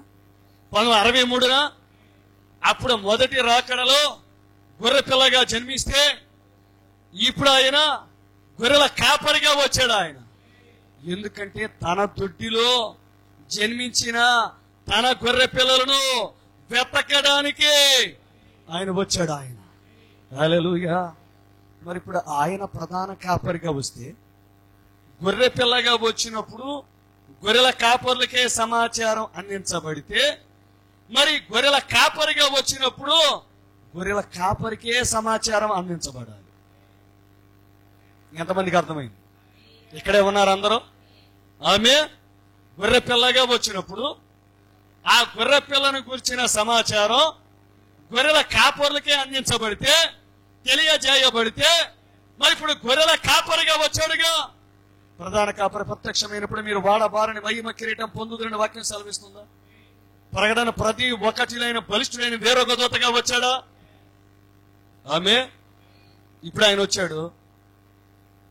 అక్కడ దేవదూత, ప్రభువు దూత వచ్చి గొర్రెల కాపరికి సమాచారం అందించాడు. ఎక్కడ? మొదటి రాకడ. ఇప్పుడు రెండవ రాకడలో ప్రభువు దూత వచ్చాడా? వాక్యపదేహంగా ఆయన వచ్చాడా? ఇప్పుడు ఆయన వచ్చినప్పుడు మొదటి రాకడ ఆయన వచ్చినప్పుడు దేవదూతలు ఉన్నారా? మీకు చదివింది అర్థమైందా? మీరు ఏకీభవించగలరా? మీరు ఏకీభవిస్తుంటే నేను త్వరగా ముందుకెళ్ళగలను. మీకు అర్థం కాకుండా అలా ఉన్నారంటే నేను ముందుకెళ్ళలేను. ఆమె కాబట్టి మొదటి రాకడలో ప్రభు దూత వచ్చాడు, ఆయనతో దూతలు ఉన్నారు. రెండవ రాకడలో ప్రభు దూత వచ్చాడు, ఆయనతో పాటు 7 దూతలు ఉన్నారు. ఇప్పుడు వీళ్ళు వచ్చి ఈ భూమి మీద ఒక కాపరి ఉన్నాడు, ఒక కాపరి ఉన్నాడు. అందుకే ప్రకటన 10:1 బలిష్ఠుడైన వేరొక దూత. చదువుతారా? చదివి పెడతారా? ప్రకటన 10:1. ఏమండి, ఒక్క నిమిషం ఆగండి. బలిష్ఠుడైన వేరొక దూత పరలోకం నుండి దిగి వచ్చాడు సూచిస్తుంది. వేరొక దూత అంటే బలిష్ఠుడైన ఒక దూత ఉండాలిగా, బలిష్ఠుడైన ఒక దూత ఉండాలిగా. అసలు ఈ బలిష్టం, ఈ శక్తి దేని వల్ల కలుగుతుంది? ఆమె చెప్పండి అందరూ. మొదటి దూత, రెండవ దూత, మూడవ దూత, 4వ దూత, 5వ దూత, 6వ దూత. ఈ 6 దూతల వర్తమానాలు. 7వ దూత యొక్క వర్తమానం కూడా. ఈ 7 వర్తమానికుల యొక్క వర్తమానం ఒక్క వర్తమానికుని దగ్గర ఉంది. ఆయన ఎవరో? విలియం మ్యారియన్ బ్రహ్నాం గారు. కాబట్టి ఆయన బలిష్ఠుడైన దూత. ఎందుకు బలిష్ఠుడైన దూత? ఈ బైబిల్ మొత్తం ఆయన దగ్గర ఉంది. ఉందా? మిగతా వారికి కొంచెం కొంచెంగా బయలుపరచబడింది. కానీ ఈ దూతకు, ఈ వర్తమానికునికి బైబిల్ మొత్తం బయలుపరచబడింది. హల్లెలూయా. అంటే ఆది కాండం నుండి ప్రకటన గ్రంథం వరకు సంపూర్ణ వాక్యం బయలుపరచబడింది. ఈయన బలిష్ఠుడైన దూత. ఇప్పుడు ఈ బలిష్ఠుడైన దూత దగ్గరికి ఎవరు దిగి వస్తున్నారు? బలిష్ఠుడైన వేరొక దూత వస్తున్నాడు. అదేంటండి? ఈయన మరి యేసు ప్రభు అంటే యేసు ప్రభు వలె మారినవాడు. యేసు ప్రభు వలె. ఏమండి, నిజంగా యేసు ప్రభు వలె మారారా? ఏమండి, ఆయన మాట్లాడుతుంటే ఒక వ్యక్తికి కళ్ళు లేవు, ఆయన ప్రార్థన చేస్తే కళ్ళు వచ్చింది. కాళ్ళు లేవు, ప్రార్థన చేస్తే కాళ్ళు వచ్చాయి. చనిపోయాడు, ప్రార్థన చేస్తే బ్రతికాడు. తుఫాన్ వస్తుంది, మాట్లాడితే తుఫాన్ ఆగిపోయింది. ఆయన కొండ మీద ఉన్నప్పుడు అగ్నిస్తంభం దిగొస్తుంది. ఇక్కడ ఉపాధ్యాయులు, స్కూళ్ళలో ఉపాధ్యాయులు చూసి మన ప్రవక్త కొండ మీద ఉన్నాడు, దేవుడు దిగి వస్తున్నాడు అని చెప్పని ఆ దృశ్యాన్ని చూడటానికి పిల్లల్ని స్కూల్ నుంచి వదిలేశారు. హల్లెలూయా. మరి ఇలాంటి వ్యక్తికి మానవ రూపేణ ఏదైనా గర్వం ఉండాలిగా, నేను ప్రార్థన చేస్తే. కానీ ఈయన ఆ తనతో వేటకు వచ్చిన వాళ్ళ యొక్క షూస్ని పాలిష్ చేస్తున్నారు. అంటే ఈ తగ్గింపు ఏ స్థాయిలో ఉంది చెప్పండి? హల్లెలూయా. వాళ్ళు ఆ టెంట్ నుండి బయటకు వచ్చే సమయానికి ఈ ప్రవక్త వాళ్ళ షూస్ పాలిష్ చేసి పెట్టేవారు. ఎవరైనా చెప్పండి. అంటే దేవుడు పశువుల పాకలో జన్మించగలిగే స్థాయికి ఆయన తగ్గించుకుంటే అదే స్థాయి తగ్గింపు ఇప్పుడు ప్రవక్తలో చూచామా? వాళ్ళు బయటకు వచ్చి చూసి ఆశ్చర్యపోయారు. సార్, ఎవరు మా షూస్ పాలిష్ చేశారంటే నేను. అయ్యా మీరు చేశారండి. No problem. హల్లెలూయా. చెప్పండి దేవుని బిడ్డలారా, ఈ స్థాయి తగ్గింపు ఎవరిలో ఉంటుంది? దేవునిలోనేగా. మరి ఇప్పుడు ఈయన భూమి మీద మన యుగములో మొట్టమొదటి పన, అల్లాడింపబడిన పన, క్రీస్తు రూపంలోకి వచ్చిన వ్యక్తి, అహం అనేది లేని వ్యక్తి. మరి ఇప్పుడు ఈయన బలిష్ఠుడైన దూత కాబట్టి బలిష్ఠుడైన వేరొక దూత దిగి వచ్చాడు. కోటేసైగా చెప్పండి. బలిష్ఠుడైన వేరొక దూత దిగి వచ్చాడు. నేను గొర్రెల కాపరి, ఈ గొర్రెలన్నిటికీ కాపరి. మనకు ఆత్మీయ తండ్రి. చెప్పగలరా? మన అబ్రహాము సంతానమేనా? డౌట్ ఏమైనా? ఆయన వాక్యాన్ని బట్టి జన్మించామా? అందుకే ఆయన ఫోటో పెట్టాం. ఎందుకు పెట్టాం? ఒక్కడు నిలబడబట్టి ఎంతమంది పడిపోకుండా నిలబడ్డాం. ఒక్క వ్యక్తి ఆ రోజు ఆయనకు వచ్చే పేరు ప్రఖ్యాతులన్నీ అలా తృణప్రాయంగా వదిలేసి ఆయన రాజులు పిలిపించేవారు, ప్రధానమంత్రులు క్యూలో నిలబడేవారు ప్రార్థన చేయించుకోవడానికి. మన దేశ ప్రధానమంత్రి జవహర్లాల్ నెహ్రూ గారు పిలిపించి ఆయనకి ఒలీవ నూనెతో వేట మాంసం కాళ్ళు వండించి భోజనం పెట్టారు. ఆయనతో కలిసి భోజనం చేయాలి, ఆయనతో కలిసి భోజనం చేయాలి. ఒక హిందువు, పచ్చి హిందువు ఆయన, అవునా? ఒక క్రైస్తవుని పిలిపించి ఆయనతో భోజనం చేస్తారా? ఒక దేశ ప్రధానికి ఎంత గర్వం ఉంటుంది. కానీ ఆయన నమస్కారం పెట్టి రండి సార్ మా ఇంటికి. హల్లెలూయా. ఇంకొక మాటలో చెప్పనా, ఒక క్రైస్తవ ప్రసంగికుడిని దైవజనుడిని పిలిపించి అలా భోజనం పెడితే దేశం మొత్తం ఓటేది. వాళ్ళకి ఓట్లే ముఖ్యం. Vote politics. Christians are minorities. భారతదేశంలో క్రైస్తవులు అల్పసంఖ్యాకులు, అధిక సంఖ్యాకులో ఉన్న హిందువులు ఓట్లేయరు. కానీ వీటన్నిటిని పక్కన పెట్టి విలియం మ్యారిన్ బ్రన్హామ్ గారిని తన ప్యాలెస్కి పిలిపించుకొని ఆయనతో కలిసి ఆయనకు భోజనం పెట్టారు. ఇంగ్లాండ్ రాజు మల్టిపుల్ స్క్లెరోసిస్ అనే వ్యాధితో బాధపడుతూ, అంటే ఒంటి మీద ఉన్నటువంటి చర్మం మొత్తం పిచ్చులుగా ఊడిపోతూ ఉంటుంది. ప్రపంచంలో ఏ వైద్యుడు స్వస్థపరచలేకపోతే ప్రవక్త దగ్గరకు వచ్చి ప్రార్థన చేయించుకుంటే ఆ వ్యాధి తక్షణమే సంపూర్ణంగా నయమైంది. హల్లెలూయా. మరి ఇలాంటి ఆయనకి కొంచెం అహం ఉండాలిగా. నేను దేవుని చేతిలో వాడబడుతున్న వ్యక్తిని, ఆయనకి తెలుసుగా. ఆయన ఆ కాలంలో ప్రపంచానికి ప్రవక్త. కానీ ఆయన వేటకెడితే తన సహోదరుల యొక్క షూస్ పాలిష్ చేసి, మరి ఈయన యేసు క్రీస్తుగా మారారా? ఏ చేతులు పైకి ఎత్తట్లా? మారాలంటే కష్టం కదా. హల్లెలూయా. ఆ స్థాయికి రావాలంటే, అవునా కదా? మేము దేవుని బిడ్డలారా, కష్టం అనుకుంటున్నారా? కష్టమేమి కాదు. చేప పిల్లకి ఈత కష్టమా? క్రైస్తవునికి క్రైస్తవ్యం కష్టమా? చెప్పండి దేవుని బిడ్డలారా. ఇప్పుడు చేప పిల్ల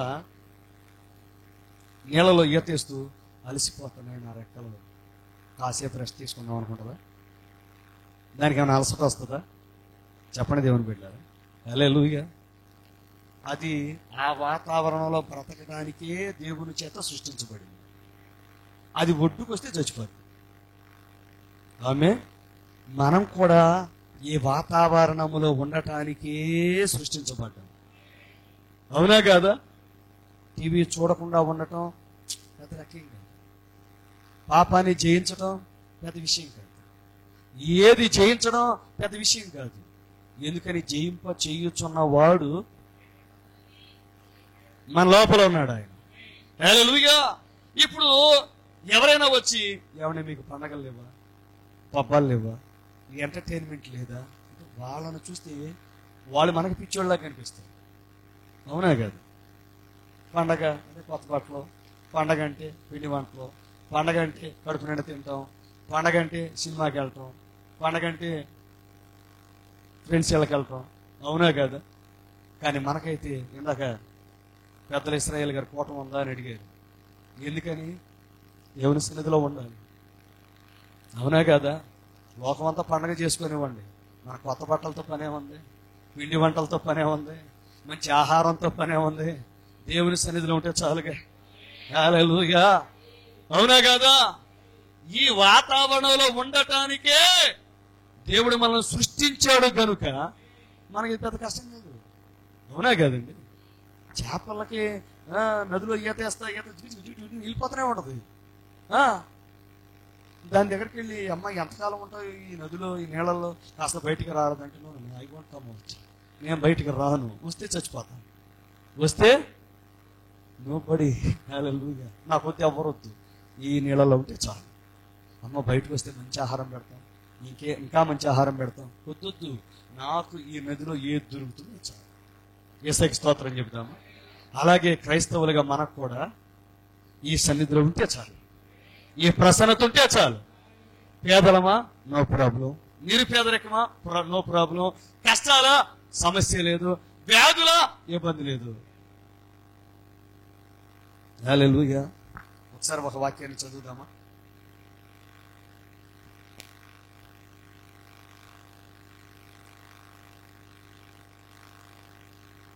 ఒక్క నిమిషం అండి. 1 పేతురు 4వ అధ్యాయం 1వ వచనం.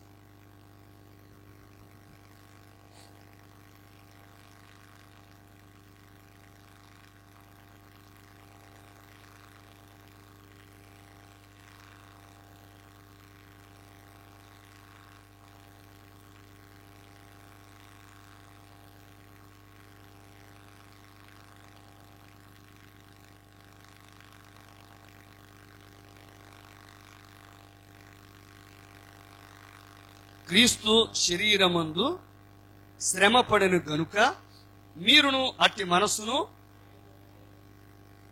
అంటే ఇప్పుడు క్రీస్తు శరీరమందు శ్రమ పడితే మనం కూడా మన శరీరమందు శ్రమ పడాలి. ఎందుకు శ్రమ పడాలి? శరీర విషయములో శ్రమ పడినవాడు, శరీర విషయములో అంటే శరీరమందు శ్రమ పడినవాడు అంటే దేవుని శిక్షను చెప్పండి అనుభవించిన వాడు శరీరమందు జీవించు మిగిలిన కాలం ఇక మీదట మనుజాశలను అంటే మనుషుల యొక్క ఆశలను అనుసరించి నడుచుకొనక దేవుని ఇష్టానుసారము గాని నడుచుకొనుట్లు పాపముతో జోలి ఇక నేమీ లేక ఉండును. నీకు ఈ వాక్యం అర్థమైందా? వివరించనా? హల్లెలూయా. అంటే మనం ఏదైనా వచ్చిన పాపం చేసాం, దేవుడు శిక్షించాడు. ఈ శిక్షను బట్టి ఈ శరీరంలో మిగిలిన కాలం ఏంటండి? మిగిలిన కాలం ఇక మనుషుల యొక్క ఆశలను అనుసరించి నడుచుకోము, దేవుని ఇష్టానుసారంగానే నడుచుకుంటాం. పాపముతో జోలు ఉండదు. పాపముతో ఎందుకని? ఒకసారి పాపం చేసాం, ఒకసారి తప్పు చేసాం, ఆ తప్పును బట్టి దేవుడు శిక్షించాడు. అవునా? ఇప్పుడు ఈ శిక్షను బట్టి, ఈ శ్రమను బట్టి, ఈ ప్రయాసను బట్టి మిగిలిన కాలం దంచోలి కాలం. అంటే ఇప్పుడు దేవుడు మనల్ని ఎలా పరిపూర్ణులుగా చేస్తున్నాడు?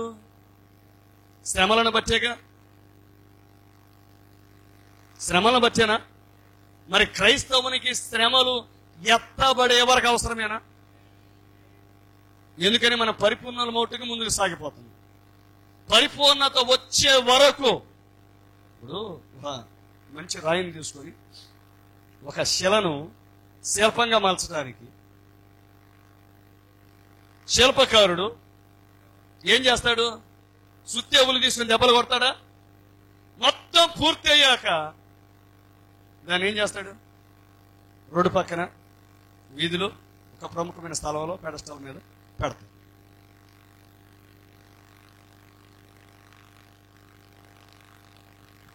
పెట్టిన తర్వాత ఇప్పుడు మళ్ళీ శిల్పగాడు సుత్తి ముళ్ళు పట్టుకుని అక్కడికి వెళ్తాడా? ఎందుకని? దాని పని అయిపోయింది. దాన్ని చెక్కేశాడు, పరిపూర్ణతలో తీసుకొచ్చాడు.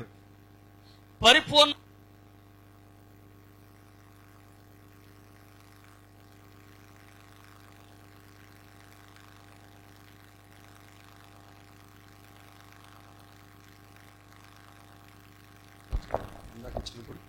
హల్లెలూయా. రైట్. చెక్కుతూనే ఉంటాడా? ఇప్పుడు మన జీవితంలో చెక్కడం అవసరమేనా? ఆ చెక్కడం అంటే ఏంటి?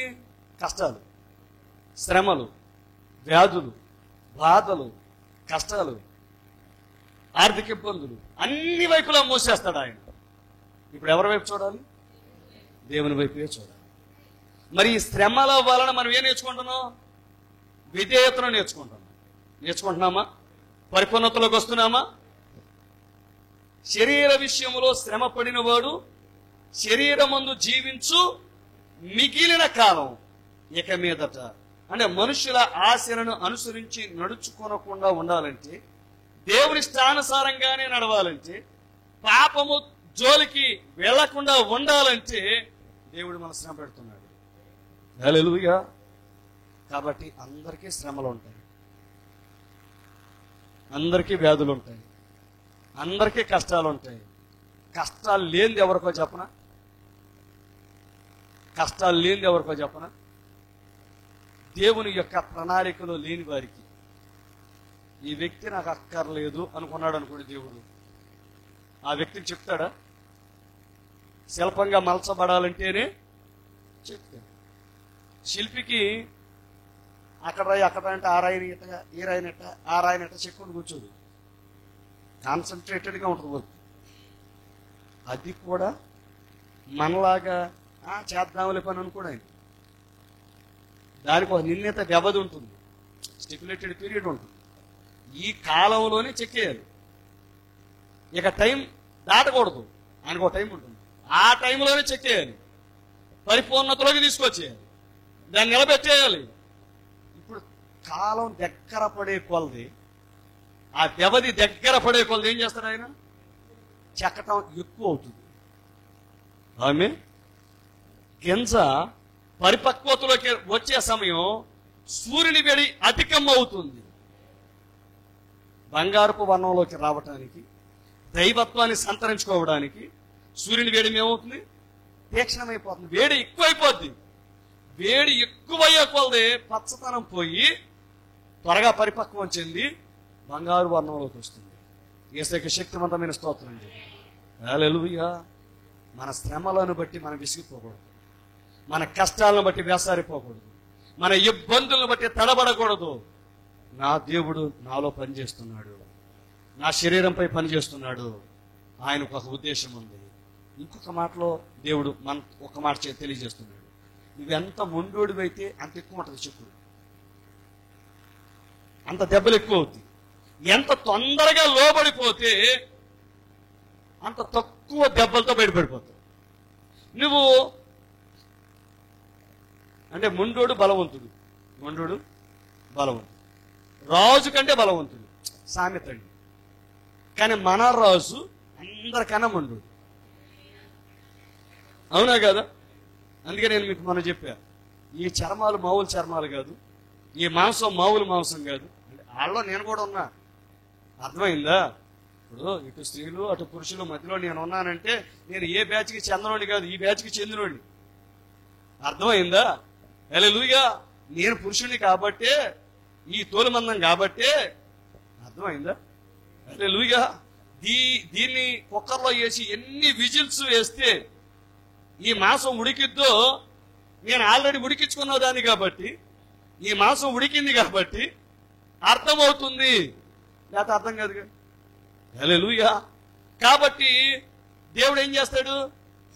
ఆయన మంచి వంటగాడైనా, మంచి వంటవాడైనా, వంట పని వాడైనా ఆయన ఏం చేస్తాడు? ఆయన చెప్పండి, కింద మంట పెడతాడు ఎక్కువ. చెప్పండి, కుక్కర్లు వేస్తాడు మళ్ళీ ఇటు చెదిరిపోకుండా, చిట్పడి చిట్పడని ఎగిరిపోతామేమోనని, ఆ సెట్లోంచి బయటకు వచ్చేస్తామేమోనని, సెట్లోంచి రానివాడు, పొయ్యిలోంచి బయటికి రానివాడు. కుక్కర్లో పెట్టి గట్టిగా మోతెట్టి కింద ఏం చేస్తాడు? మాట్లాడతాడు. ఇప్పుడు విజిల్స్ వస్తా ఉంటాయి, ఆవిరి బయటకు వస్తా ఉంటుంది, కానీ మొక్క రావడానికి లేదు. మోషేని ఏం చేశాడు ఆయన? అంతే. యేసయ్యకి స్తోత్రం చెబుదామా? హల్లెలూయా. ఇక ముక్క మెత్తగా అయిపోయి ప్రజలు తిని ఆహారముగా విరిచి వడ్డించబడే స్థాయికి వచ్చే వరకు ఏం చేస్తాడు ఆయన? సిమ్ములో పెట్టి ఉడికించడు. నా పైన అర్థమైందా? సిమ్ములో పెట్టి ఉడికించడు. పెద్ద ఆయన నవ్వుతున్నారు, అర్థమైపోయింది. హల్లెలూయా. ఆమె ఎందుకంటే ఉడికించుకున్న వాళ్ళకి అర్థమైంది. అర్థమైందా? ఆమె అర్థమైంది ఎవరికైనా. నేను ఉడికించుకున్నాను, అందుకే చెప్తున్నాను. ఎన్నిసార్లు మచ్చాలి ఎక్కలా? పెద్దలు పాపం అందరు వచ్చేవాళ్ళు. ఎందుకని? అప్పుడు ఏమవుతుంది? మంచం ఎక్కినప్పుడు, ప్రభు చెప్పినట్టు చేస్తాను, నువ్వు చెప్పినట్టు. అందుముందు బైబిల్ చదవటానికి టైం లేదు, నువ్వు టైం తీరిక లేదు.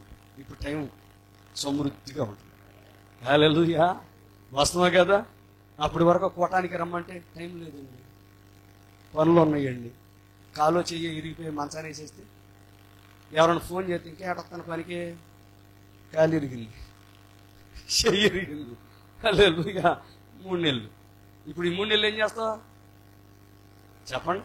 మళ్ళీ ఈ మధ్యకాలం డాక్టర్లా కనిపెట్టింది ఏంటి తెలుసా? అంతకుముందు బూరికి గుడి వెళ్తే ఇలా లాగి కట్టేసేవాడు, అయిపోయేది. స్తోత్రం, దేవునికి స్తోత్రం, హల్లెలూయా, యేసయ్యకి జై, అయిపోయేది. ఇప్పుడు అలా కాదు మ్యాటర్. పోసి దానికి బెజ్జలు పెట్టి, అంటే కొంచెం చిట్లింది అనుకోండి ఎముక, ఇంకొంచెం చెట్ల కొట్టి, అవునా కదండి? మరి ఇప్పుడు దానికి స్క్రూ ఎత్తన్నప్పుడు ఎలా ఉంటుంది చెప్పండి?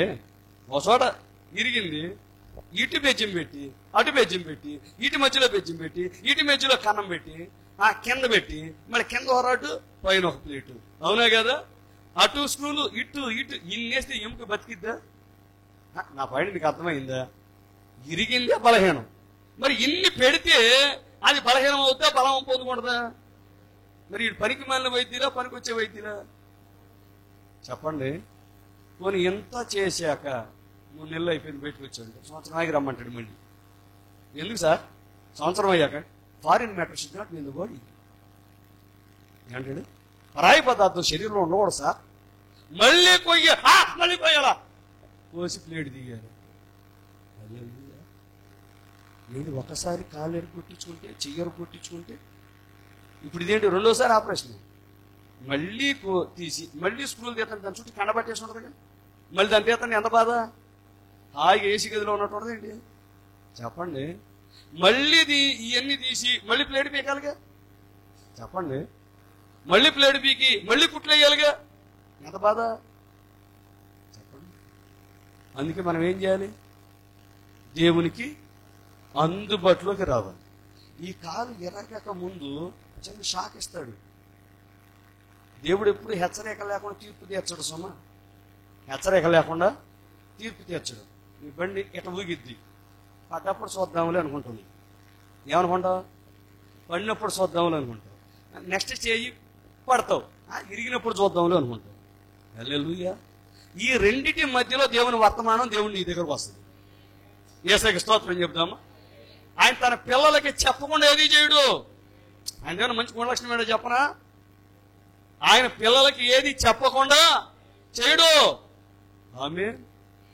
ప్రభువా, నేను ప్రార్థనకి రాలేనయ్యా, నాకు పనులు ఉన్నాయి ప్రభువా. ఓకే, నీకు పనుల నుంచి ఎలా విరామం ఇవ్వాలో నాకు తెలుసు. నీకు అద్భుతమైన విషయం చెప్పనా? ఆ టైంలో బోకడు ఎక్కువ పెడతాం.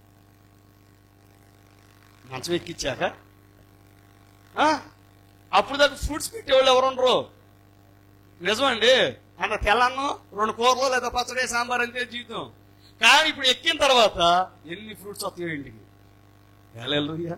తెచ్చేవాళ్ళు, పోయేవాళ్ళు, వచ్చేవాళ్ళు, వెళ్ళేవాళ్ళు తినలేక తినాలి ప్రార్థన చేయాలి, తినాలి ప్రార్థన చేయాలి, తినాలి బైబిల్, తినాలి ప్రార్థన చేయాలి. దేవుడు మళ్ళీ ఏం చేస్తాడు? డబల్ పోర్షన్ ఇస్తూ ఏం చేస్తాడు? డబల్ పోర్షన్ ఇస్తూ, ప్రభా అప్పుడు బైబిల్ చదివి ఇప్పుడు చదువు నాన్న, అవునా? అప్పుడు ప్రార్థన చేసే తీరిక లేదు. ఇప్పుడు మోకాళ్ళు వేయొద్దు మంచం మీదే, కాలు ఇటు కట్టేస్తారుగా. హల్లెలూయా. గట్టిగా లాక్ కడతారుగా. ఇప్పుడు ఇటు కదలడానికి ఉండదు, ఇటు కదలడానికి ఉండదు. హల్లెలూయా. ఇప్పుడు దేవుని వైపే చూస్తూ వచ్చిన వాళ్ళందరికీ కాలు ఎలా ఇరిగిందో ఎపిసోడ్ చెప్పలేక సీడీ వేయలేక మెంటలు వచ్చేసి కొత్తోళ్ళు వచ్చి ఎక్కడ యాక్సిడెంట్ అయింది, ఎక్కడ ఇరిగింది, ఎప్పుడు ఇరిగింది, ఎంత నొప్పి ఉంది, హాస్పిటల్కి వెళ్ళి ఈ చెప్పలేక ఒక సీడీ తయారు చేసేసి ఆడ పెట్టి వచ్చే వాళ్ళందరికీ సీడీ నొప్పి బెటర్ అనిపిస్తుంది మనకు. హల్లెలూయా. బీపీ పెరిగి చెప్పకుండా వీడికి ఎంత గర్వమో, ఈ అమ్మాయికి ఎంత గర్వమో చెప్పట్లేదు అనుకుంటారు వాళ్ళు. కానీ వచ్చిన ప్రతి ఒక్కళ్ళకి చెప్పి ఫోన్లో మళ్ళీ వాళ్ళు ఎలా అడుగుతారు? మలుపు తిరుగుతున్నప్పుడు వెళ్ళి బ్రేక్ అయిపోయావా, బ్రేక్ వేయలేదా, జరం జారేవా, తలక తీసిన దాన్ని గుర్తుకుందా, ఇంతేనే ఇరిగింది. నా కాలు ఇరిగినప్పుడు ఆయన వచ్చాడు, కాలు కొంచెం ఇరిగిందా, పూర్తి ఇరగలేదా, మధ్యలో సన్నగా ఇరిగింది సార్ అంటే కొంచెం సన్నగానేనా విడిపోలేదా? ఎన్నారు దేవుని బిడ్డలు. విజయవాడ నుంచి వచ్చారు పాపం, ఆయన పని కొట్టుకుని అంత దూరం వచ్చి మధ్యలో మొత్తం విడిపోయిందా బ్రదర్ అంటే వేరలేదండి, కొంచెం సన్నగానేనా, ఆ మాత్రం దానికి అయిపోయి అనిపించాడు తెలిసింది బాధ. ఆ మాత్రం దానికి మంచం మీద నేనేమన్నా పీటీ ఉషలో పరిగెత్తాను, అసలు నా చెప్పలో పరిగెత్తాను. ఇప్పుడు వీళ్ళు ఏం చేస్తారు? అసలే ఒకటి కాలు ఇరిగితే నెత్తిని తాటిగా వేసుకొడతారు. ఎందుకని? దేవుని యొక్క సన్నిధిలోకి ఆయన ఆశించిన విధంగా రాకపోతే. యేసయ్యకి స్తోత్రం చెప్తామా? మరి శ్రమను ఏం చేయాలి మనం? క్రీస్తు శరీరమందు శ్రమ పడిన గనుక మీరు అట్టి మనసును ఆయుధంగా ధరించుకోండి. ఇప్పుడు మనసే ఆయుధం, మనసే, అవునా కదా? శ్రమలు మనకు వస్తాయా? కష్టాలు వస్తాయా? ఎందుకంటే ఈ శిలలన్నీ ఏమవుతున్నాయి? శిల్పాలు అవుతున్నాయా? మహోన్నత కళాఖండాలుగా మారుతున్నాయా? సరేండి, శ్రమలండి, ఇబ్బందులండి, ఇరుకులండి, మంచిది దేవుని స్తోత్రం. హల్లెలూయా. అదేంటి మీరేంటి అంత సంతోషపడుతున్నారు ఏంటంటే? ఆల్రెడీ ఉడికించుకున్నవాడు, మంచం ఎక్కినవాడు, అర్థమైందా, కుక్కర్లోకి వెళ్ళినవాడు, ఎప్పుడు హైలో, ఇప్పటికీ హైలోనే ఉంది, సిమ్లో పెట్టట్లా దేవుడు. అర్థమైందా? ఎత్తబడే వరకు సిమ్లో పెట్టడు. నా పాయింట్ మీకు అర్థమైందా? నిరంతరం అపోస్తలుడైన పౌలుకి ఏం చేస్తాడు? పక్కన పెట్టాడా? చెప్పండి. మరి మనందరికీ ప్రతి దినం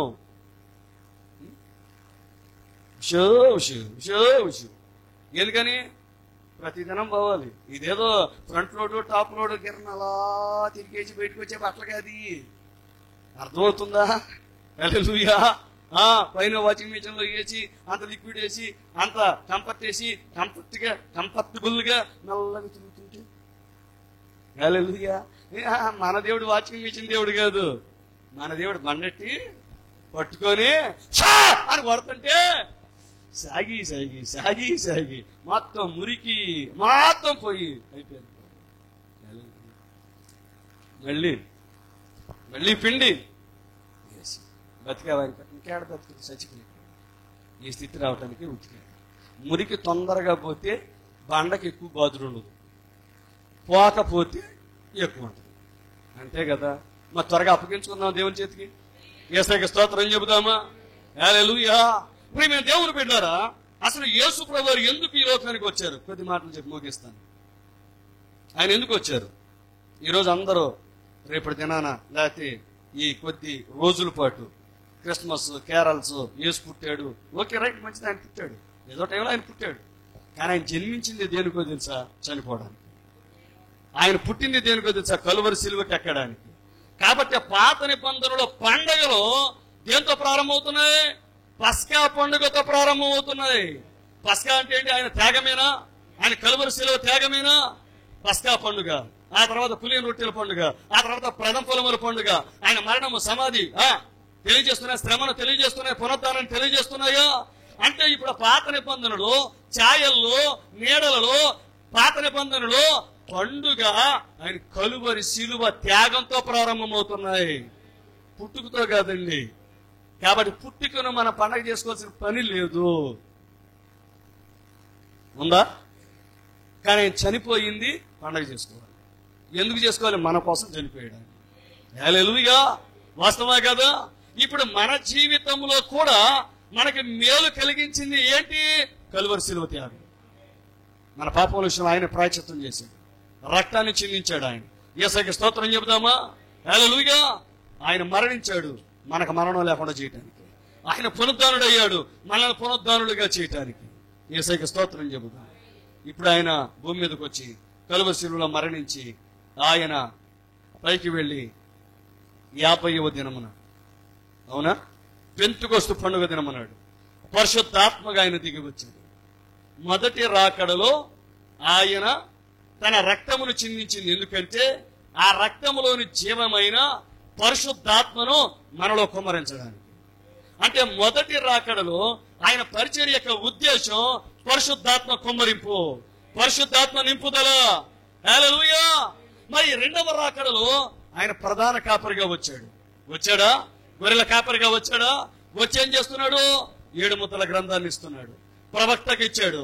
ఇప్పుడు ప్రవక్త తిన్నాడు, దాన్ని ఆయన ప్రవచిస్తున్నాడు. ఇప్పుడు ఈ రెండవ రాకడలో ఈ పరిచర్యలో ముఖ్య ఉద్దేశం, ముగింపు కార్యం ఏమిటో తెలుసా? పరిశుద్ధాత్మను పొందడమే. మన జీవితం యొక్క అంతిమ లక్ష్యం, ముఖ్య ఉద్దేశం ఏం పొందాలి? పరిశుద్ధాత్మను పొందాలి. ఇప్పుడు శిష్యులు యేసుప్రభుతో ఉన్నారా లేదా?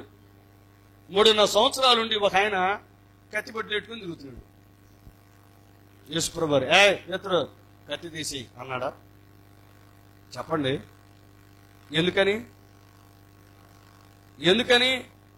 ఎందుకంటే అతని మనసు మారలా, పశ్చాత్తాపం లేదు, మారు మనసు లేదు, పరలోక రాజ్యపు తాళపు చెవులు కలిగిన వాడు. అలానే బాప్తిసం పొందకుండా ఉన్నారా? అందరూ బాప్తిసం పొందారు. హల్లెలూయా. బాప్తిసం పొందినంత మాత్రాన ఎవరికి మారు మనసు రాదు, ఎవరి మనసులు మారవు, ఎవరి ప్రవర్తన మారదు, ఎవరి స్వభావాలు మారవు. యేసు ప్రభు వారితో ఉన్న శిష్యుల్లోనే ఎవరికి మారు మనసు లేదు. ఉందా? మాట్లాడాలి మీరు. హల్లెలూయా. ఈ పాయింట్ చాలా ఖచ్చితంగా పట్టుకోవాలి మీరు. ఈ ఒక్క పాయింట్ అర్థమైంది, మీరు పరలోక రాజ్యానికి వెళ్ళిపోతారు. యేసయ్యకి శక్తివంతమైన స్తోత్రం చెప్పి చివరిగా వచ్చాం, క్లైమాక్స్కి వస్తున్నాం. ఒక్క పాయింట్ మీరు అర్థం చేసుకోండి. మొదటి రాకడలో ఆయన వచ్చి కలువరి శిలువలో అంత కష్టపడి, అంత త్యాగం చేసి, అన్ని బాధలు అనుభవించింది పరిశుద్ధాత్మగా తన ప్రజల్లోనికి రావటానికి. ఎందుకని? ఆయన రక్తాన్ని కార్చినప్పుడు వారి పాపాలు ఒప్పుకొని ఆ రక్తము వారిపైన పురోక్షింపబడినప్పుడు ఆ పాపాలన్నీ తీసివేయబడతాయి. వారు రక్తంతో కడగబడతారు, శుద్ధీకరింపబడతారు. అప్పుడు శుద్ధీకరింపబడినప్పుడు పాపముల నుండి వారు విముక్తి పొందుతారు, మరణము నుండి విడుదల పొందుతారు, విమోచన పొందుతారు. మరణము నుండి విమోచన పొందిన వాడు జీవంలోకి అడుగు పెట్టాలిగా. మాట్లాడాలి మీరు.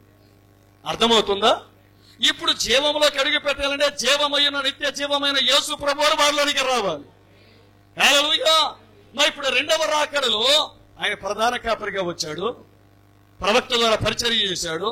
ఇప్పుడు ఈ పరిచర్య యొక్క ముఖ్య ఉద్దేశం వాక్యాన్ని నీకు చెప్పటం మాత్రమే కాదు, వాక్యాన్ని చెప్పడం మాత్రమే కాదు, మర్మాలని విప్పడం మాత్రమే కాదు, వాక్యం అయిన దేవుడు పరిశుద్ధాత్మ రూపంలో నీ లోపలికి రావాలి. మరి నీ లోపలికి రావాలి అంటే ఒక ఆదివారం దేవుని సన్నిధికి వచ్చి వాక్యం వినేసి వెళ్ళిపోతే అవుద్దా? మ్యాటర్ పని అవుద్దా? ఇక్కడే అందరూ ఆగిపోతున్నారు. ఒకళ్ళు కాదు, ఇద్దరు కాదు. ఐగుప్తు దేశంలో నుండి ఇశ్రాయేలు ప్రజలు బయటకు వచ్చారు. 20 లక్షల మంది వచ్చారు. ఎంతమంది వెళ్ళారు వాగ్దాన దేశంలోకి? 2 వెళ్ళారు. అవునా?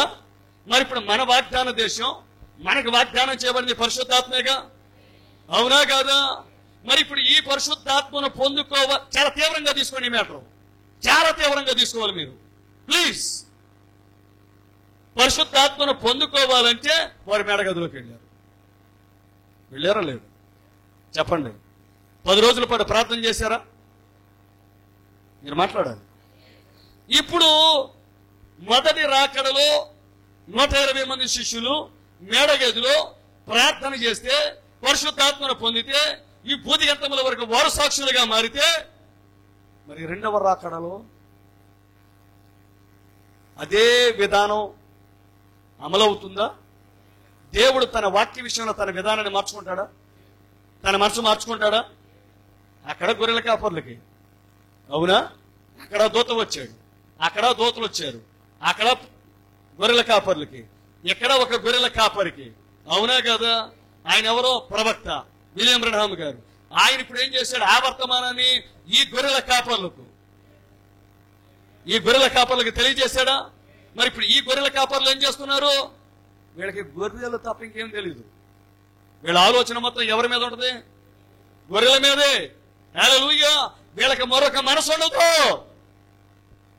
ఇంకో మాట చెప్తున్నాను, వాళ్ళకి చదువు ఉండదు, వేదాంతి విద్య అంతకన్నా ఉండదు. హల్లెలూయా. ఇంకో మాట చెప్తాను, దేవుడు బయలుపరిచిన వాక్యము తప్ప వారికి బైబిల్ మొత్తం తెలియదని మనవి చేస్తున్నాం. అదేంటంటే బైబిల్ మొత్తం తెలియదు? మేము ఏ బైబిల్ కళాశాలలో విద్యను అభ్యసించాల? మాకు సొఫిస్టికేటెడ్ లాంగ్వేజ్ రాదు, నిజం భాష రాదు. మీరు అవన్నీ మాలో వెతికితే మీరు ఖచ్చితంగా డిసప్పాయింట్ అవుతారు, నిరుత్సాహపరచబడతారు. హల్లెలూయా. మాలో ఘనతని వెతికితే ఘనత దొరకదు, వింటున్నారా? మాలో డబ్బుని వెతికితే డబ్బు దొరకదు, మాలో గొప్ప వంశాన్ని వెతికితే దొరకదు, మాలో పేరు ప్రఖ్యాతులు వెతికితే దొరకవు. హల్లెలూయా. ఏమి మీరు ఆశించే ఎక్స్పెక్టేషన్స్ ఏమి గొర్రెల కాపర్లో ఉండవు. ఎంతమంది ఏకీభవించగలరు? ఈ గొర్రెల కాపర్లకు గొర్రెలు తప్ప, ఆ ప్రధాన గొర్రెల కాపరి తప్ప మరొకటి తెలియదు. ఎందుకంటే దేవుడు వారినే ఎన్నుకుంటున్నాడు. ఆ ఏర్పాటు ఉందా? ఆ పిలుపు ఉందా? ఏమండి, వీళ్ళకి అర్థమైన వారుగా, వీళ్ళు ఎన్నికలు లేని వారుగా, వీళ్ళు లోకరీతిని జ్ఞానులు కాదుగా, చెప్పండి, వీళ్ళ ఘనత లేని వారుగా, గొప్ప వంశము లేని వారుగా, వారినే దేవుడు ఎన్నుకొని గొర్రెల కాపర్లుగా పెట్టాడు. వారికి ఆయన ప్రత్యక్షమయ్యాడు, వారికి ఈ వర్తమానాన్ని ఇచ్చాడు. హల్లెలూయా. మిగతా వారు ఎవరైనా గొర్రెల కాపర్ల దగ్గరకు వచ్చి, hey you are not educated, చదువు ఉండదా? హల్లెలూయా.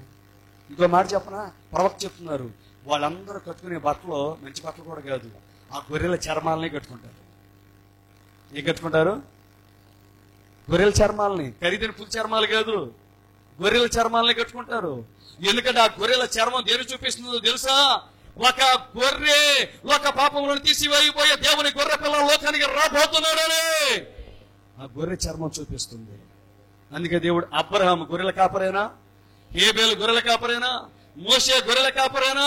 చెప్పండి దేవుని బిడ్డలారా. ఆ గొర్రెల కాపర్లని ఎన్నుకున్నాడు. వాళ్ళ దగ్గరికి వెళ్ళి నువ్వు ఘనతను వెతికితే, వాళ్ళ దగ్గరికి వెళ్ళి డబ్బును వెతికితే, వాళ్ళ దగ్గరికి వెళ్ళి పేరు ప్రఖ్యాతులు వెతికితే, వాళ్ళ దగ్గరికి వెళ్ళి వాళ్ళు ఏ డినామినేషన్ నుంచి వచ్చారు, ఏ ఘనత వహించిన కళాశాల నుండి వచ్చారు, వాళ్ళ దగ్గర ఏమీ దొరకవు.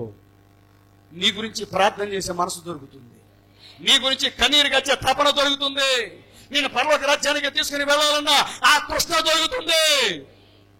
ఈ క్వాలిటీస్ తప్ప, ఈ గుణ లక్షణాలు తప్ప ఇంకేమి దొరకవు. వాళ్ళ దగ్గర అవి వెతకొద్దు. మీరు వెతికితే నిరుత్సాహపరచబడతారు. You will certainly be disappointed. నిజం. హల్లెలూయా. అందుకే దేవుడు ఆ కాలంలో ఆ గొర్రెల కాపర్లకే సమాచారాన్ని అందించాడు. ఇప్పుడు ఈ గొర్రెల కాపర్లకే ఈ కడవరి కాల వర్తమానం వచ్చింది. యేసయ్యకి స్తోత్రం చెబుదామా? ఇది దేవుని పిలుపు, ఇది దేవుని ఏర్పాటు. దేవుని పిలుపునే మారుద్దామా? దేవుని ఏర్పాటునే మారుద్దామా? చెప్పండి దేవుని బిడ్డలారా. హల్లెలూయా. యేసు ప్రభు వారు పశువుల పాకలో జన్మిస్తే, ఏమంటే మీరు పశువుల పాకలో జన్మించారు, నేను దేవునికి అంగీకరించను అన్నారు ఆ కాలపు ప్రజలు. దేవుడేంటి గొర్రెల కాపర్లకు సమాచారం అందించడం ఏంటి? ఆయన పశువుల పాకలో జన్మించడం ఏంటి అని అంగీకరించని కారణం చేత వాళ్ళందరూ ఏమైపోయారు. అవునా కదా? పాతాళానికి వెళ్ళారు. ఆమె అందుకే ఈరోజు ఒకసారి ఒక టీచర్ గారికి వాక్యం చెప్తుంటే ఆవిడ ఏమన్నారంటే, ప్రవక్త అమెరికాలో ఎందుకు పుట్టాలండి? ఆయన ఎవరో ఒక త్రాగుబోతు కుమారుడు, రైట్? 7వ తరగతి కూడా పూర్తి చేసేయడో తెలియదు, నిరుపేద. ఆయన దగ్గరకు దూత వచ్చాడు, ఆ గుహలోనికి దూత వచ్చాడు. ఈరోజు ఆయన్ని చూసి వర్తమానాన్ని అంగీకరించకపోతే ఎవరికి నష్టం? చెప్పండి.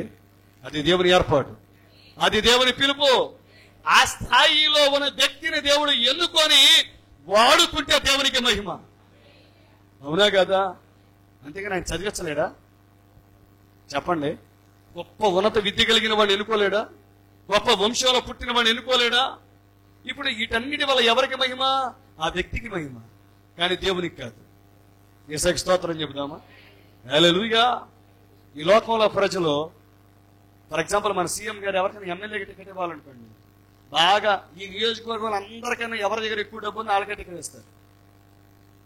కానీ నిరుపేదకి టికెట్ ఇస్తారు ఎవరన్నా? ఆయన ఎమ్మెల్యే చేస్తారా? కానీ మన దేవుడి యొక్క లక్షణం ఏంటో తెలుసా? నిరుపేదను, వెరివారిని, ఎన్నిక లేని వారిని ఎన్నుకొని వాళ్ళకి పరలోక రాజ్యపు టికెట్లు ఇచ్చాడు. కోటో యేసయ్య చప్పట్లో. అవునా కదా? మన ఇక్కడ కూర్చుంది ఎవరో పరలోక రాజ్యపు మంత్రి మండలేనా? భవిష్యత్తు మంత్రులేనా? చెప్పండి దేవుని బిడ్డలారా. మరి మనలో కోటీశ్వరులు ఎవరున్నారు? మీలో కోటీశ్వరుడు ఎవరు? అవునా కదా? అవునా కదా? మరి దేవుడు ఏం చేశాడు? చెప్పండి దేవుని బిడ్డలారా. మరి ఈ గొర్రె పిల్లలు ఏమవ్వాలి? ఇప్పుడు గొర్రెల కాపర్లుగా మార్చబడాలొద్దా?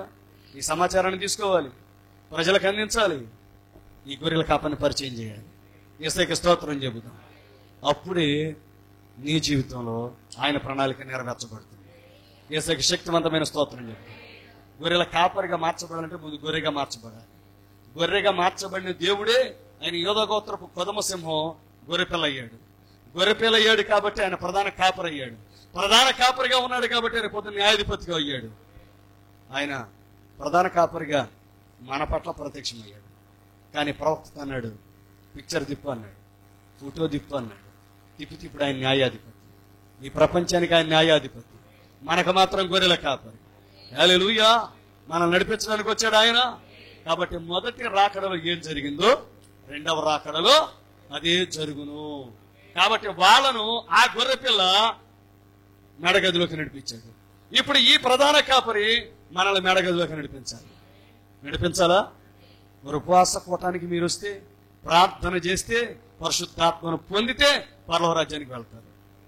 ఏమంటే మేము ఎన్ని సంవత్సరాల ఆరాధనకు వచ్చినా ఆదివారం చర్చికి వస్తాం, బుధవారం చర్చికి వస్తాం, మేము ఉపవాస కూడికి రాలేము, పరిశుద్ధాత్మను పొందుకోలేమంటే మీరు కూడా ఆ ఐగుప్తు దేశం నుండి బయటకు వచ్చినటువంటి ఇశ్రాయేలీయులు అరణ్యంలో నశించిపోయారా? చెప్పండి. వాగ్దాన దేశంలోకి ప్రవేశించారా? I'm very sorry to say. చెప్పండి, నేను చాలా బాధపడుతాను, కానీ చెప్పక తప్పదు. మీకు సత్యం తెలియకపోతే దానికి నేను బాధ్యుడిని అవుతాను. వింటారా దేవుని బిడ్డలారా? యేసు ప్రభువుతో పాటు తిరిగారు 3.5 సంవత్సరాలు. కానీ మెడగదిలోకి వెళ్ళకపోతే మరి పరిశుద్ధాత్ముడు ఆయన మనతో ఉండాలనుకోవటంలో, ఇమ్మానుయేలు కానీ మనకు తోడుగా ఉండాలనుకోవటంలో మన లోపలికి రావాలని ఆశపడుతుంది. మన లోపలికి రావాలంటే మనం దేవుని సన్నిధికి వస్తే ఆయన తాకుతాడు తప్ప లోపలికి రాడు. లోపలికి రావాలంటే నువ్వు ఉపవాసాన్ని కన్నీరు గచ్చి ప్రార్థన చేయాలి. ప్రార్థన చేయాలంటే అర్థం ఏంటో తెలుసా? నేను పూర్తిగా తగ్గించుకోవాలి. ఆమె ఉపవాసం ఉండడం అంటే ఏంటో తెలుసా? భౌతిక ఆహారాన్ని కాదనుకోవాలి. భౌతిక ఆహారాన్ని కాదనుకుంటే పరలోకం నుండి దిగి వచ్చే జీవాహారం నీ లోపలికి వస్తుంది. నీవు పరలోకం నుండి దిగి వచ్చే జీవాహారాన్ని ఆకాంక్షిస్తే ఈ భౌతిక ఆహారాన్ని కాదనుకొని నేను రోజు తినపోయినా పర్లేదు, నాకు ఆహారం కావాలి. ఆమె నాకు దేవుడు కావాలి, నాకు పరిశుద్ధాత్ముడు కావాలి, ఆయనతో సహవాసం చేయాలి, ఆయన చేత నింపబడాలి. నువ్వు దేవుని సన్నిధికి వచ్చి ఉపవాసం ఉండి కన్నీరు కార్చి నువ్వు తగ్గించుకొని నీ పాపాలను ఒప్పుకొని అపరాధాలను విడిచిపెట్టి దేవుని దృష్టిలో విరిగి నలిగిన హృదయం గలవాడవై ఉందా బైబిల్లో? విరిగి నలిగిన హృదయం గలవాడిని నేను.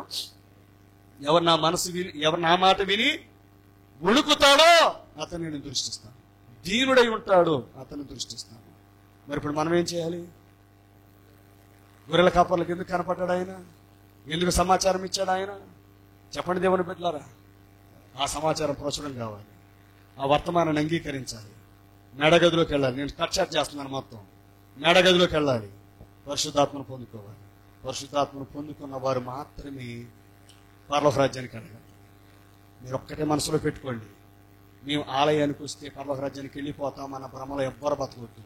ప్లీజ్, ఎవ్వరు బ్రతకొద్దు, ఎవ్వరు బ్రతకొద్దు. అలాగే ఆ భ్రమపరచు ఆత్మలోని బయటకు వచ్చేస్తాం.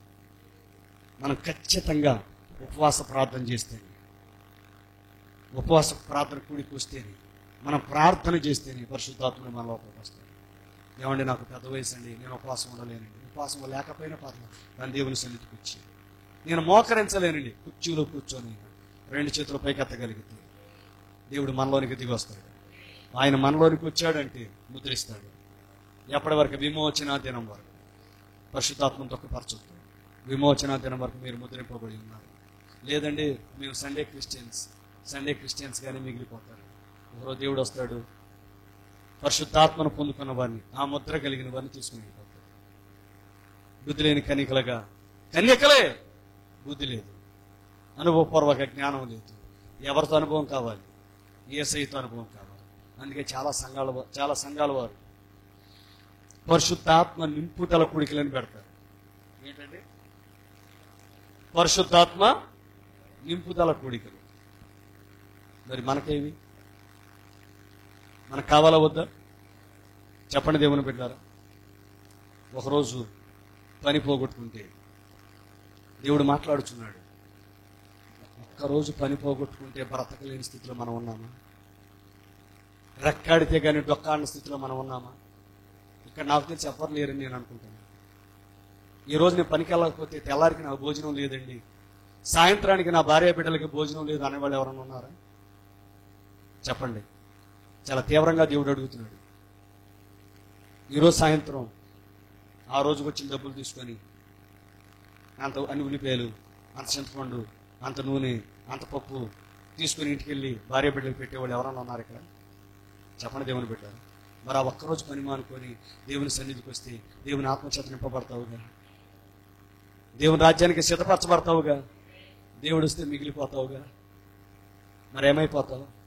ఇంతకాలం భక్తి చేసి దేవుని ఆత్మను పొందుకోలేక అరణ్యంలో రాలిపోయినటువంటి ఇశ్రాయేలు ప్రజల వలె ఉందామా? లేక దేవుని ఆత్మను పొందుకొని దేవుని రాజ్యానికి వెళదామా? మన హృదయాన్ని కఠినపరుచుకుంటే ప్రియమైన దేవుని బిడ్డలారా, చాలా మంది ఏమనుకుంటారంటే ఆయన వచ్చినప్పుడు చూద్దాంలే, వచ్చినప్పుడు చూడటానికి ఏమి ఉండదండి. ప్లీజ్, వచ్చినప్పుడు చూడటానికి ఏమీ ఉండదు. అర్థం చేసుకోండి. దేవుడు పదే మనతో మాట్లాడుతున్నప్పుడు మన హృదయాలను కఠినపరచుకున్నట్ట దేవునికి మనం లోపరుచుకొని, ఏమండి మాకు పనులు ఉన్నాయండి, మేము సుదూర ప్రాంతాల నుండి రావాలండి, ఇవన్నీ కూడా ప్రియమైన దేవుని బిడ్డ దేవుని దగ్గర సాకులు కాదు. ఎందుకంటే వీటన్నిటిని మించినటువంటి పరలోక రాజ్యాన్ని దేవుడు ఇస్తున్నాడు. నిత్య జీవాన్ని దేవుడు ఇస్తున్నాడు. కష్టాలు దేవునికి తెలుసు, ఇబ్బందులు దేవునికి తెలుసు, కానీ వాటన్నిటిని అధిగమించిన వానికే పరలోక రాజ్యం. ఎంతమంది ఏకీభవించగలరు? హల్లెలూయా. పదే దేవుడు మనతో మాట్లాడుతున్నప్పుడు, మనల్ని హెచ్చరిక చేస్తున్నప్పుడు, మనతో ఆయన, ఇంకొక మాట చెప్తాను, దేవుడు ఎంత కఠినంగా మాట్లాడమన్నా నా హృదయం తట్టుకోలేక మాట్లాడటం లేదు. అర్థం చేసుకోండి. ఎందుకంటే ఇది అత్యంత తీవ్రమైన విషయం, అత్యంత గంభీరమైన విషయం ఇది కాదా? చెప్పండి. మీ కడుపున పుట్టినోడే నరకానికి వెళ్తుంటే నువ్వు తట్టుకోగలవా? ఒకసారి ఆలోచించి. నీ కడుపున పుట్టినోడు, నీ కడుపున పుట్టిన నీ కుమార్తె నువ్వు చూస్తా ఉంటుంటే అగ్నిలో పడుతుంటే నువ్వు చూస్తా ఉంటావా? మాట్లాడండి.